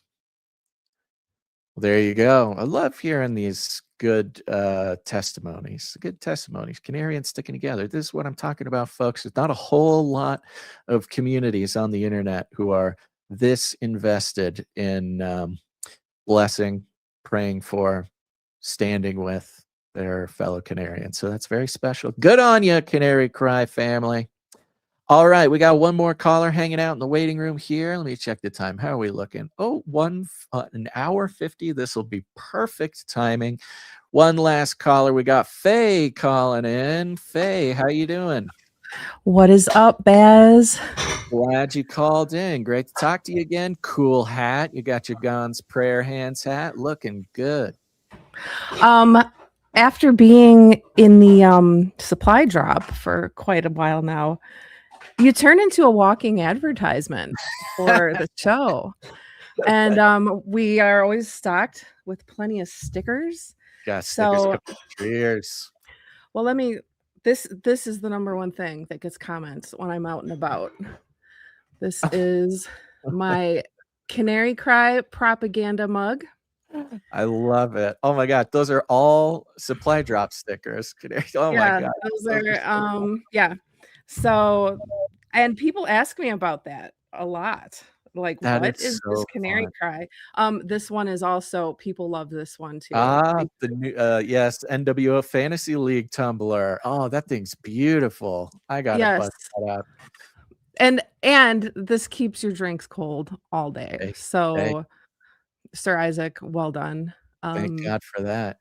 People love asking about all those little pictures. That is so funny. That's a good idea because yes, stickers go out in every supply drop. I mean, by now, depending on how long you've been on the supply drop, you got to have like 30 stickers or something. Well, yeah, here's, my stack of, stickers I got to find a home for.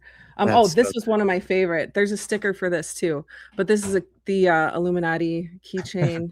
The Illuminati key. That's yeah. great. Yeah. So, I don't have any more space on my mug, so I have my son doing his mug. That's good inspiration. It's good Yeah. inspiration in case there's any supply droppers out there who don't know what to do with the endless amount of stickers. Putting them all on one object is like that's very strategic, very important. It makes the object very important, and also when somebody's looking at your Stanley or your cup or something, they're like, you read one weird sticker, they go, huh, I wonder what that is. And then they go to the next one that's even weirder and even funnier. And it's just like a spiral into the beauty of Canary Cry sticker onslaught. That's great. Yeah, because some of them are very niche. Like, well, nom nom nom nom. Yeah, the inside jokes of the inside jokes of a sound bite that happened once on the news in 2020. It's great. It's a classic. Okay, I have a question for you. Yeah, what's going on? Okay, so with it's in the Epstein area, but you've been at this game forever. Mm-hmm. I've been observing things since about 2016, 2017, when this is what woke me up was the Hillary Clinton emails. Yeah. The Podesta password, Anthony Weiner laptop. Yeah, yeah. Some horrific nightmares, like horrific black pill nightmares. And we sorted all through it, and that's when I found Face Like the Sun channel and helped me, process all this. Yeah. And then shortly thereafter, this show, when you guys were still doing your half hour once a week. Uh-huh. Okay, here's the question. With the Epstein files that you've been digging through and, other channels have been digging through, is there really any content in there that you didn't know already from when we went through this before, with the exception of some details about babies, which I won't go into? Yeah. Is there anything in there that you didn't know already? Because I found myself, we have a Super Bowl party every year where I spout off to my friends about the conspiracies and the rituals and all that, and they like to laugh at me. Nice. So we're talking about the Epstein files, and I'm like, nothing surprised me. There was not one thing in there that we didn't know already. So if you guys are surprised, well, I would just say don't look at it. Don't pay attention to it. This is all stuff that's out there already. But yeah, exactly. No, I think you're absolutely right. I don't know if I mentioned it on air or not, but I certainly said it to Gons out loud. It's interesting. And I think this is an important perspective, especially for those of us who've known about it for a while, because for me, nothing, just like you, nothing that has come out, even the worst things that, are at least supported, if not proven by the emails, it's all been known. It's all been part of the ethos and the theory for quite some time.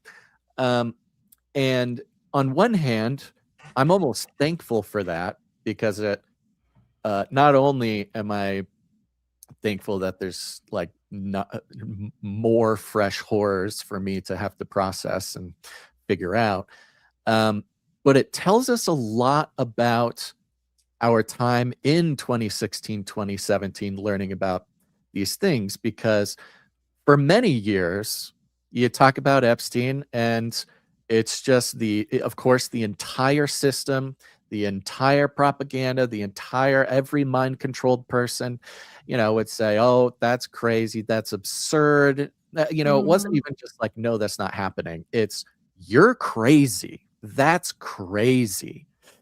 And so on one hand, I am grateful that in this drop, there's not some new fresh hell that's going to disturb me, but every single one of the things that had come out, been theorized, not even theorized, like theorized is not even the right word.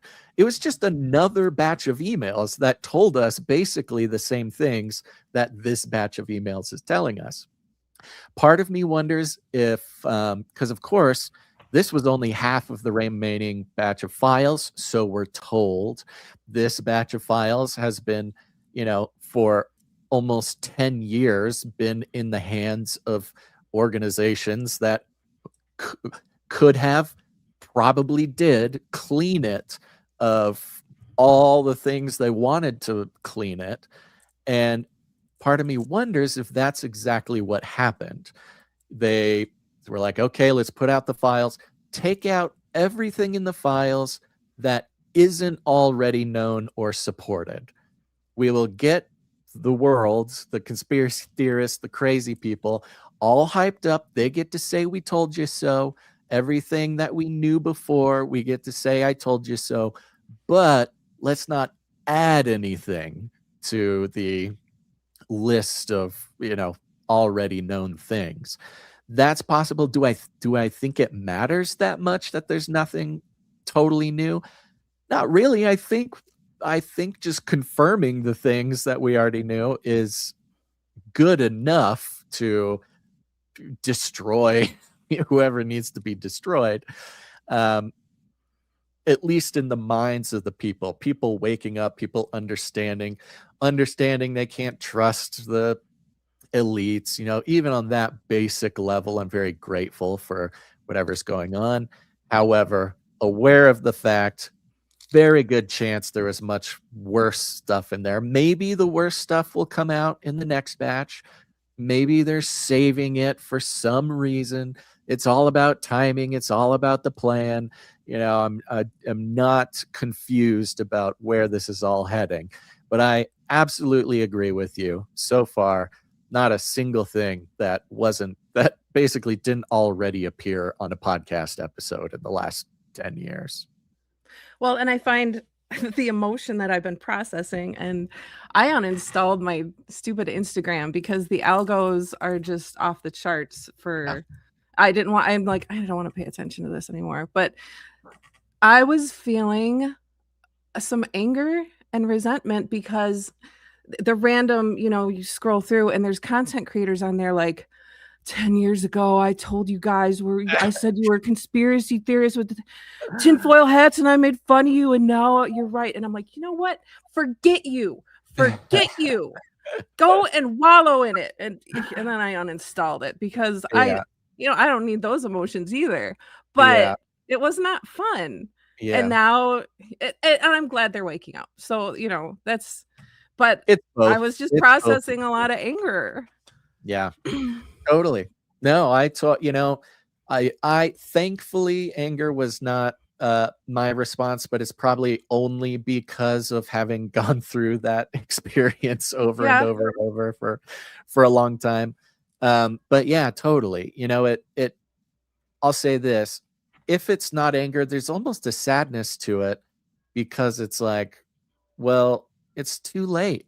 I don't know. Is it too late? Is it by the time they're the ones controlling the information, by the time they're feeding this through and processing these people through their control mechanism, even with social media and whatever, there's no way to avoid the fact that so many people who are just coming to the realization this is true, most of it's happening through the enemy's control system.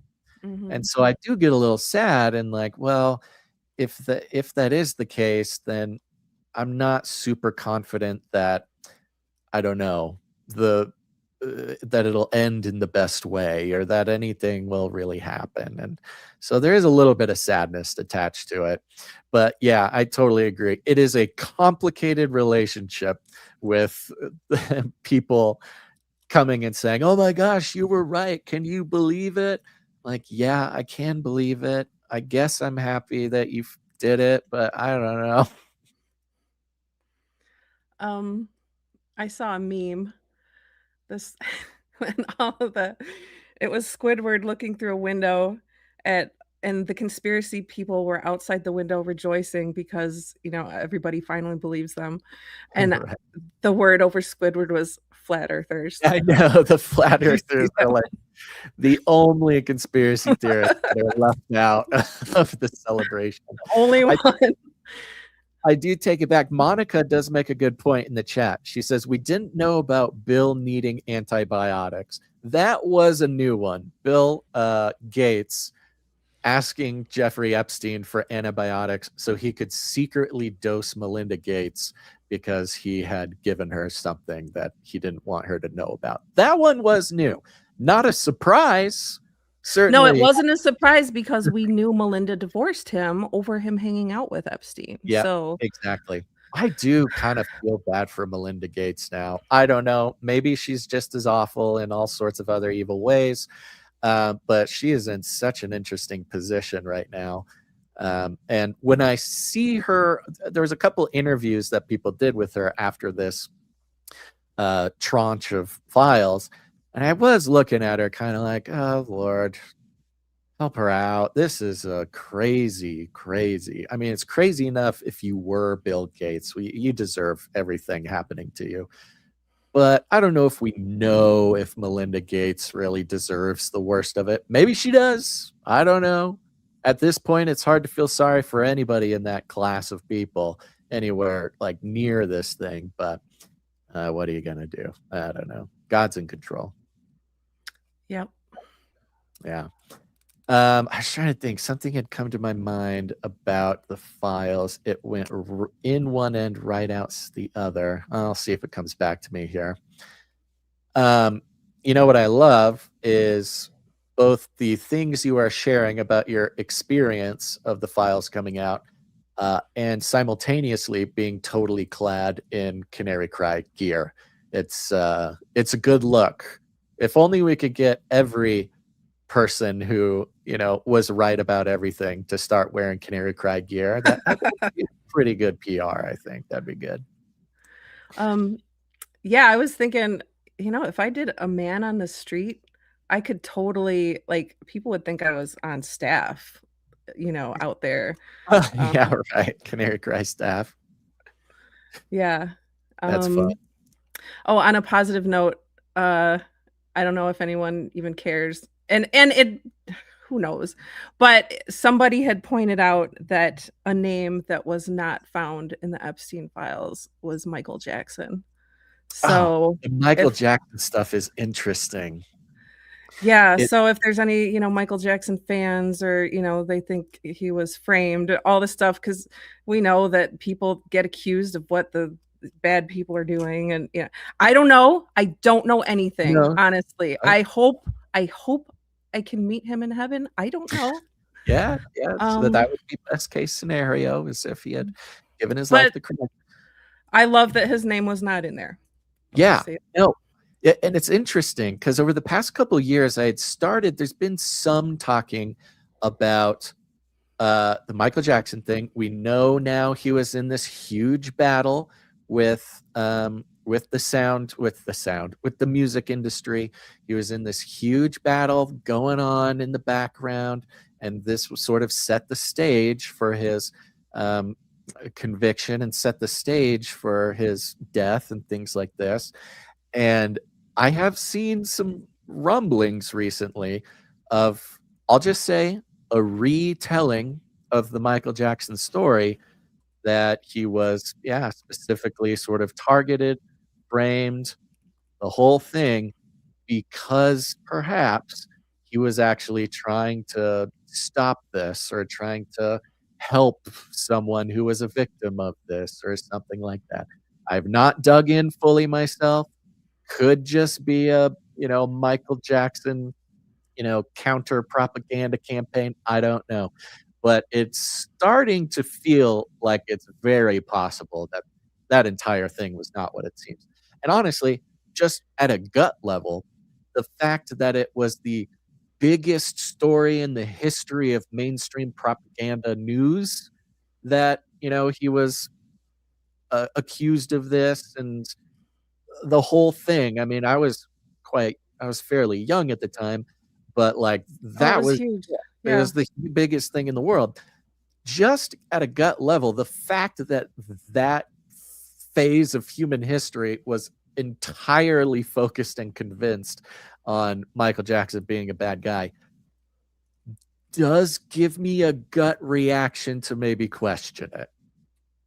Yeah, That's all absolutely. I'll say about that. I don't have many of the other details. Yeah, and it was so mean. And then the dude couldn't make a move. He couldn't the paparazzi would take pictures of his babies, and it was terrible. Very, very difficult thing. If nothing else, a lesson that if the system wants to make your life horrible, it can do it in ways you can't even think of. Um wait, somebody Wohead Rex, Jermaine and Tito ended up in prison? Tony Natola, Janet Jackson I don't thing, know about any of Jermaine, that. ending up in prison, etc. Yeah, I don't know who those people are, but I mean, those are his brothers. oh, are they? Tito and Jermaine are his brothers, but I didn't know they ended up in prison. Ah, interesting. I mean, the whole family, man. That's crazy. Well, goodness gracious. Well, anything else? And I know last time we talked about what was going on in Minnesota. We don't need to talk about that, but if there's any updates you wanted to share with the Canarium or anything going on there, we could give them an update there. What do you think? Well, if I am to report to you from my Minnesota echo chamber, Boots on the ground echo chamber. Love it. Let's go. here's something that just happened today.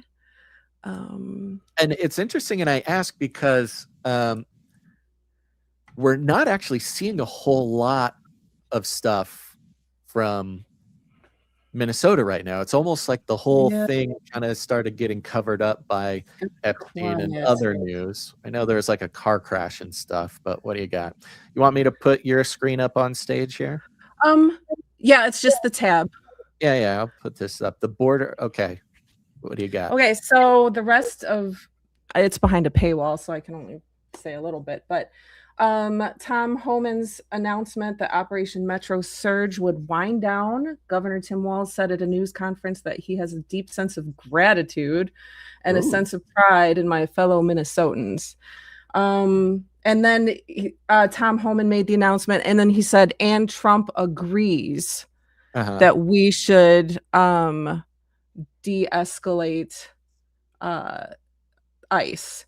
And so everybody in the comments is like, yeah, right, we'll de-escalate when we actually see you de-escalate. Now, talking about Minnesotans, Minnesota is our boots on the ground Minnesotans not buying it?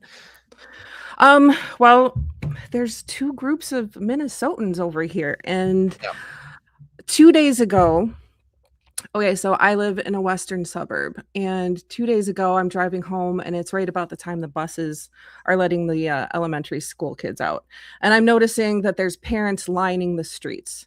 And I'm like, well, that's sad. These guys are really scared to get their kids home. And anyways, then I saw our local police department, vehicles circulating too. So I go home, then I hear a shot. Well, I thought it was a shot, and it turns out it wasn't. It was like a transformer or something. What a crazy coincidence. So I walk out my back door, and there's people in green vests running down my alley. Now, I know my neighbors. These are not people that I know. These are not my neighbors. These are people in green vests. Green vests, like flak jackets, like law enforcement. No, just fluorescent visibility. The reflective yellow vests. Okay. And so like we talked about before, there's groups online that are watching out for ICE movements, and whenever they see ICE, they'll group up to wherever the sighting is. So I decide to walk down there because people are running through the alley. I'm like, was that a gunshot? And the first people who heard it were like, yeah, we think so. So we go towards where we thought the gunshot was at the end of the block, and there's all these people over there. I don't see ICE. I don't see anything. I just see a lot of people. And then I see one of my neighbors, and I'm like, okay, what's going on? Because he's standing out there waiting for his kids to get off the bus. And he's like, well, I'm like, are these parents? And he's like, no, they're observers and responders. And I'm like, responders. So what I'm picking up on is Minnesotans who live where we live, we don't like those people around. The ones who are online responding to our ICEs. But what my neighbor told me was there were 2 ICE vehicles in front of his aunt's house 2 blocks over. Now we're a complete subdivision. We don't have any, besides the school, there's it's just houses. So there was 2 ICE vehicles. Now I'm seeing police vehicles circulate. Somebody said that wasn't a gunshot, that was a transformer or something. So ICE was actually there 2 blocks from us. But here, the dumb thing is, why are they sitting along a bus route waiting for kids to get off the bus? Like, they're waiting for the parents to come and pick up their kids. So this is the thing that Minnesotans are like, they're busting parents and leaving kids to fend for themselves. It's Yeah, there was that story. So the one story that got a lot of play that that I think people were, let's say, discussing the details of. First of all, I think that's very interesting. Yeah, I was gonna say, I wanted to hear what you said first, but the green reflective vest thing, at least from previous organized protests and things like this was the uniform of what they would call legal observers, but were the people who were basically bussed in to various Black Lives Matter protests or things. This is how you identify the quote unquote legal observers. They would wear these vests. Sometimes they would wear like a green helmet. So I think that's interesting that there's so many of them running down your alleyway. So when it comes to, I'll tell you this, from an outsider's perspective, there was one particular story that I think needed more conversation, but of course, conversation isn't good for the plan. So you try to avoid it as much as possible. But there's the famous story of what the headlines called ICE arrests 5-year-old boy, right? You remember this one? ICE arrests. Oh yeah, this was a big one. Yeah. And the dad was running away, as it turns out. Right. And for those who haven't heard it, the story, the headline was ICE arrests a 5-year-old boy. Isn't this horrible? What are they doing? This kind of thing. But what you read those same articles, and what you learn is the ICE rolls up on a fellow who was, in their words, a criminal of some kind. I don't know the details. Now, he could have been an actual criminal. He could have been criminal just because he's there illegally. I don't know. I'm sure that detail would matter in a broader conversation. However, they pull up on the guy, and the guy is walking down the street with his 5-year-old son. And when he sees ICE coming, he runs and leaves his son standing in the snow. And so now some ICE go chase the guy, but now they're left with this 5-year-old kid who's just kind of standing there alone in the snow. And so, of course, just to give it from this perspective, of course, ICE is going to stay with this child or take the child with them. They're not going to leave a 5-year-old in the snow alone when his dad ran off. And so they take the kid to McDonald's. They buy him a cheeseburger. They don't know where the mom is. They don't know what's going on. I thought they just brought him back to the school. From what I read, and maybe I'm reading 2 different stories, and I'm totally open to being, corrected on this. But from what I read, they had him. I think school was out, which is, maybe why he was walking with his dad home. But they didn't know they didn't know who the mom was. They didn't know the dad. Either they didn't have the dad, or the dad wasn't telling them or something. So they took the kid to get a hamburger at McDonald's, and then they take him back to the station because they can't leave a kid in McDonald's. And after, whatever it was, 10 hours or something, they were able to find out who the kid's mom was, return the kid, something like that. Still not a very nice story, admittedly, that even that dad was put in a situation where he says, okay, I can stay here and get taken away from my child, or I can run and swoop So back. yeah, and a lot of comments were made about what kind of person would run, but putting so that that's in the fine. context of Yeah. these 2 ICE cars were parked outside a bus route at 2:30 in the afternoon by my house, Yeah. waiting to separate parents from their children. Yeah, and that's the other part of my question, and maybe we don't know, or maybe we for sure do I know. don't think you all get the same stuff in your feed as Minnesotans get. I don't I think would they're say telling you because, like, I was talking to somebody in North Carolina who's never seen a nice person before, and he thinks they're knights in shining armor. He has not seen the videos where they don't even ask for your ID and tear you out of your car and throw you on the ground. And Yeah. again, those are the videos that they're pumping to Minnesotans. So this is how Yeah. we think they are. Those are But also the did those you are also not like the videos. there was a Those viral video about a 17-year-old boy who was Mexican. Like, there are 2 17-year-olds, or no, 2 Mexicans, employees for Target, and they ripped them out of Target. Obviously, they're I saw legal that if they're working at Target. Okay, so you saw that. Well, Okay, because he I don't know yeah. what y'all are seeing. No. Yeah, so actually, I mean, that's one part of the thing, and I don't wanna get too far off of my question about those Okay. cars, but, personally, again, I can't speak for anybody's feed, but I do see all of the videos, and they get violent, they're very chaotic, they're not very fun to watch, there's not a whole lot of civility in anybody involved in these videos. I think my instinct would say that because that narrative of ICE are horrible Nazis, we actually get that narrative through the normal sort of mainstream way. These are the videos they're playing on the news. These are the videos that are sort of default. Now, sometimes if I see it, a spooky video posted on the X feed, the person who posted it may be like, this is what I voted for, like have this kind of other attitude towards the video. So I think for the most part, the message is available to everybody that ICE are Nazis, and this is the case.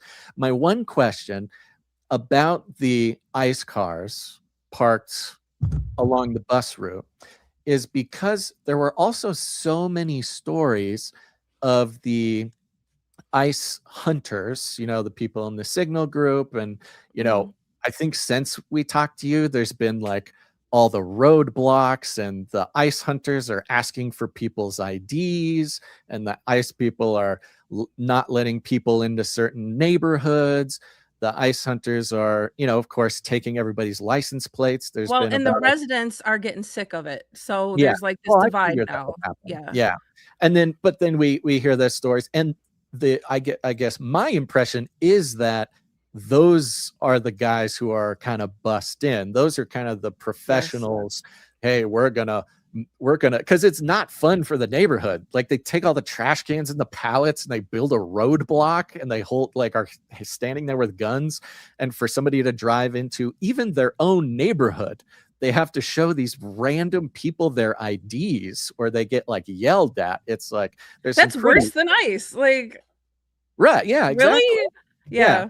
And so because we know all of that weird stuff has been going on, there's also been cases where the ICE hunters will follow a car and block them, and start yelling at the people, and the people are not ICE. They're just people maybe with I a just rented saw that today. plate. Yeah, something like that. So we start seeing those kinds of things. And so we know, and we know because humans are humans, but we now have documented evidence of ICE hunters mistaking cars for ICE just because whatever putting reason. them up on their watch thing, and telling everybody to yeah. So we're seeing a lot of that. So and so I don't know if you personally saw something, or if this is just was told to you. So when I hear there was a couple of cars parked in a neighborhood along a bus route, the first question I ask is, well, were they really ice? Did we see the guys? Did they come out? Did they have vests? Did they have guns? Was it a squad car of some kind? Or was it just two cars that nobody recognized, sort of parked on the side of the road, and they got suspicious, and then maybe they ran the license plate in their license plate reader? I don't know if they still have that. I thought maybe it had gotten taken down. I don't know. So, whether or not, if you personally saw like squad cars or ice guys, or if this was kind of the green vest types being like, there's two cars over there, we're very suspicious of them, so we're, just to be safe, we're going to blow the whistles and make a thing.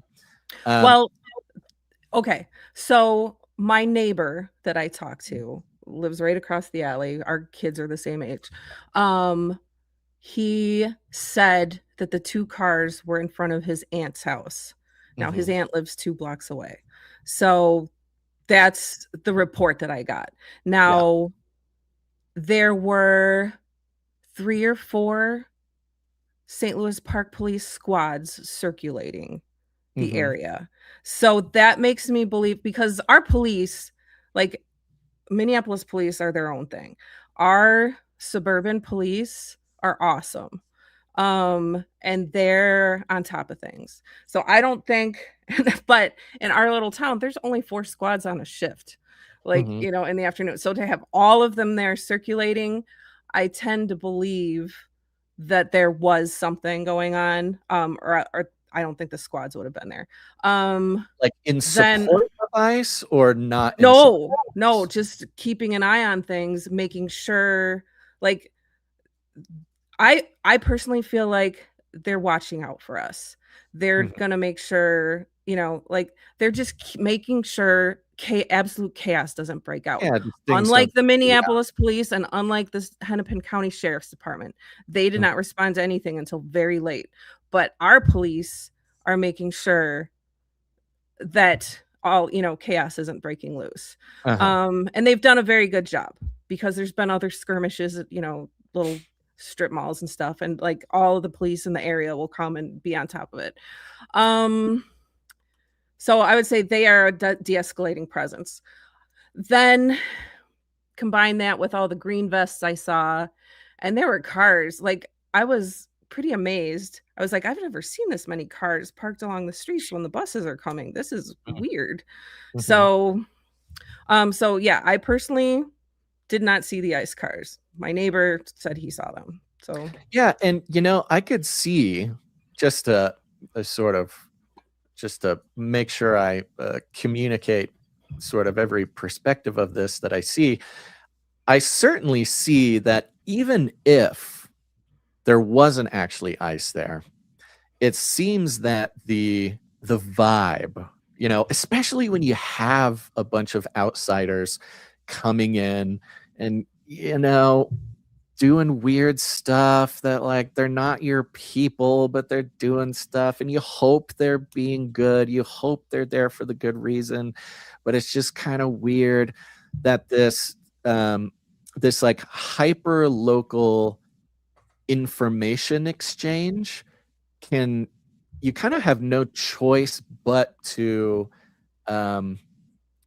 if not totally believe it, like, take it into your worldview. Like, if there are a bunch of people in your neighborhood and they do say, hey, we're here because ICE is going to take your children off of a bus, like, of course you're going to be like, okay, yes, please make sure they don't take my children off of a bus. That's a good thing.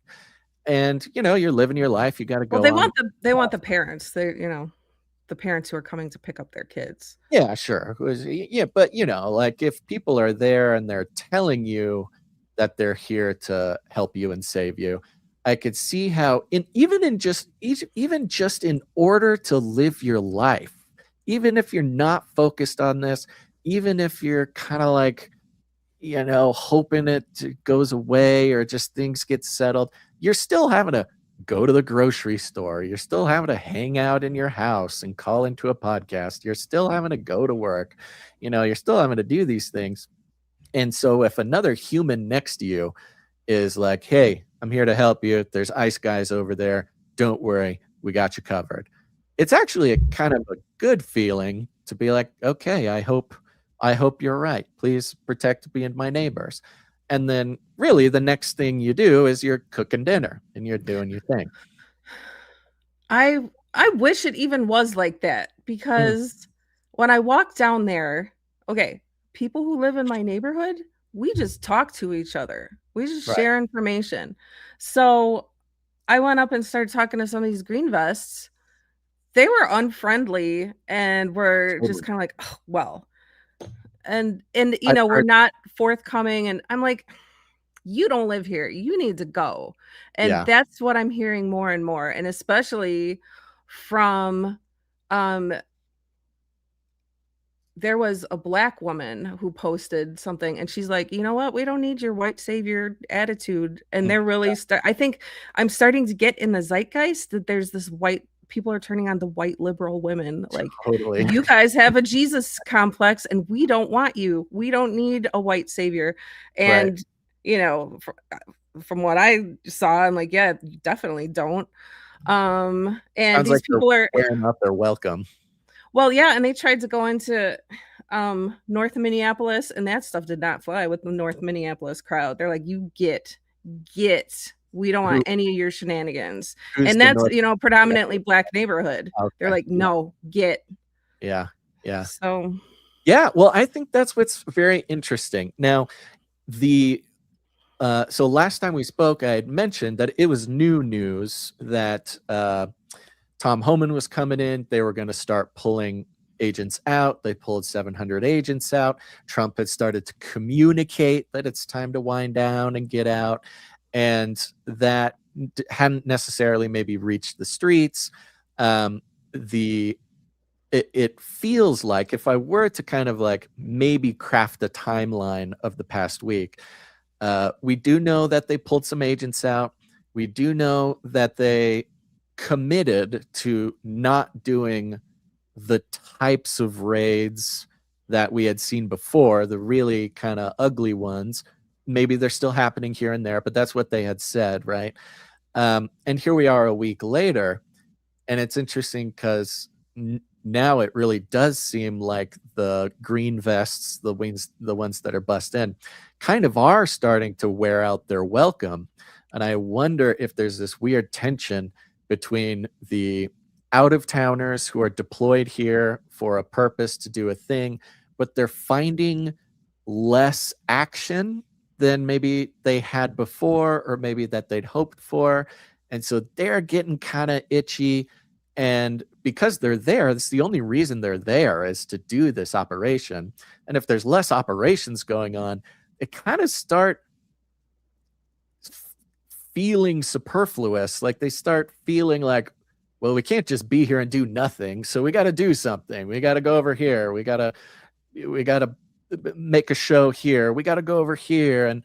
And then to hear that to hear that they sound irritated, like the green vests sound unpolite and they sound definitely, yeah, they're definitely not sounding like your neighbors. they're sounding like someone who went here for a reason to have some exciting fight the police action, but they're not getting a lot of that. So they're kind of like, why am I even here? This is, and we've seen, and I wonder if this is like what you experience. Maybe it is, could be anything. But we've seen in the absence of more ICE action that they can go into and less ICE on the street, that's when they started like asking residents for their driver's license. That's when they started pulling over just regular residents. Like they have kind of become the monsters a little bit that they came to fight.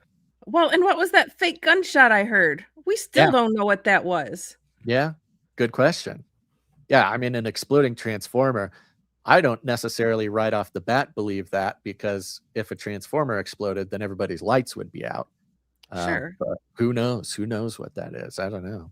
Well, that's very interesting. Thank you so much for sharing the boots on the ground experience. I'll tell you what, it is really hard to find some boots on the ground Minneapolis people in a setting like this, where the goal is not to rile people up on either side. You know, we're not trying to rile up the pro ICE, right, so that X users will like the video or whatever.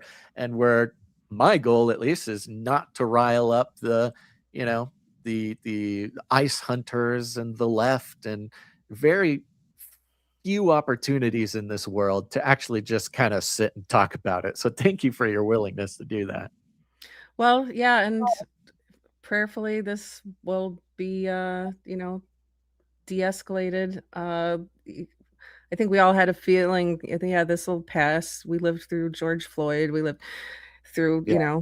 So Yeah, you Minneapolis people, you've had it like the hardest in the past. did you see that Babylon Bee thing? No. What is it? They put up their little dank meme that said something about everyone wishes Minneapolis could be normal for like 5 minutes. That's because kind of funny. yeah, no one wishes it more than us. Like, why? What is here? Okay, so like, when you moved out into the wilderness, and people, millennials in particular, started homesteading, and it was, and I honestly, I'm like, I should go. We should just pack up and go get some land somewhere. The call is strong. The call is strong. Yeah, because, and then I said to myself, we don't live by hurricanes. We don't live by earthquakes. I don't see them burning us out. Like, we're not tornado land. What can they do to us? We'll just stay here. We're in Minneapolis. They don't care about us. And that was a bad call. That was a bad call. Well, God bless you, Faye. Thank you so much for calling in again. Really appreciate your perspective on things, and you're a fun gal to chat to. Yes, much fun was had. Yeah. Any other anything else on your mind before we close up here? No.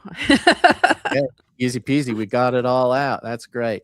All right. Well, the rest of the Canarium will be praying for you, Faye, and for the rest, for your family and your neighborhood, of course. And yeah, no, we all want the same thing, which is the whole mess to settle down there, bring some sanity, God's sanity to the situation. So God bless you, and we'll be praying for you. Okay. Thanks, Canarians. There we go. Beautiful. What I really love about talking to Faye is you can see in the background, you can see her living room television playing, and it's got the podcast live playing. She can see herself on her own TV, and I can see myself on her own TV. Very fun. I'm, this is so random, but apparently there's more people than I thought who actually watch the show on full televisions, which is not something that I had really considered before, but it's a fun way to do that. All right. I think that's it, folks. I think that's basically what we got. Trying to think if there's anything important to announce. Canary Cry text message alert system. Somebody texted, who is this? Monica. Monica. Here's a picture of an emu that Monica painted. And Monica says, here's my emu. I named him Bernie because his feathers are crazy. Acrylic on canvas, painted by me, Monica. There you go. Showing off the emu painting by Monica there. Very beautiful, crazy hair emu staring right down the camera with a nice pastel palette in the background. Thank you very much for that, Monica. And of course, we are a value for value show, folks, which means we don't take any money from corporations, commies, cartels. In fact, we're entirely supported by our producers, and our producers are you. Our producers are Monica, who came in with her talent to create this beautiful emu for the show. Look at that, creating the culture. And of course, no advertisements, no platform partnerships or anything like that. And so if this show brought any value to your life, And if it's brought value in the past, do you want it to bring value in the future? The only way we can keep doing it is if people say, hey, I'm going to become a producer. I'm going to take responsibility for keeping the show alive. You can go to canarycry.support to learn all about it and support the show there. I don't have any producers to announce here right now, but we will be back on Monday. Oh, you know what we need to do? We need to play Feeding Ducks. There we go. There we go. We'll be back on Monday with a news talk. Have a wonderful weekend. Survive as well as you can. Pray peace on everybody, everywhere. And patience. Remember, patience is something you do. You got to choose it. You got to do it. And that patience produces endurance, which, Lord help me, is exactly what we all need to get through this craziness. Make good choices, everybody, and pray for me. 8 emu eggs within striking distance of hatching. Only one of the emu eggs. I can hear little chirps in the background. Right after this, I'm going to go do my daily stethoscoping. See if I can hear any more chirping and any more eggs. That's the case scenario. By next Thursday, we'll have some baby emus to show off. What is that? That'll be the 19th. All right, everybody. Thanks for listening to this episode of Canary Cry Clubhouse. Make sure to tune in next time. But until then, look outside the cage.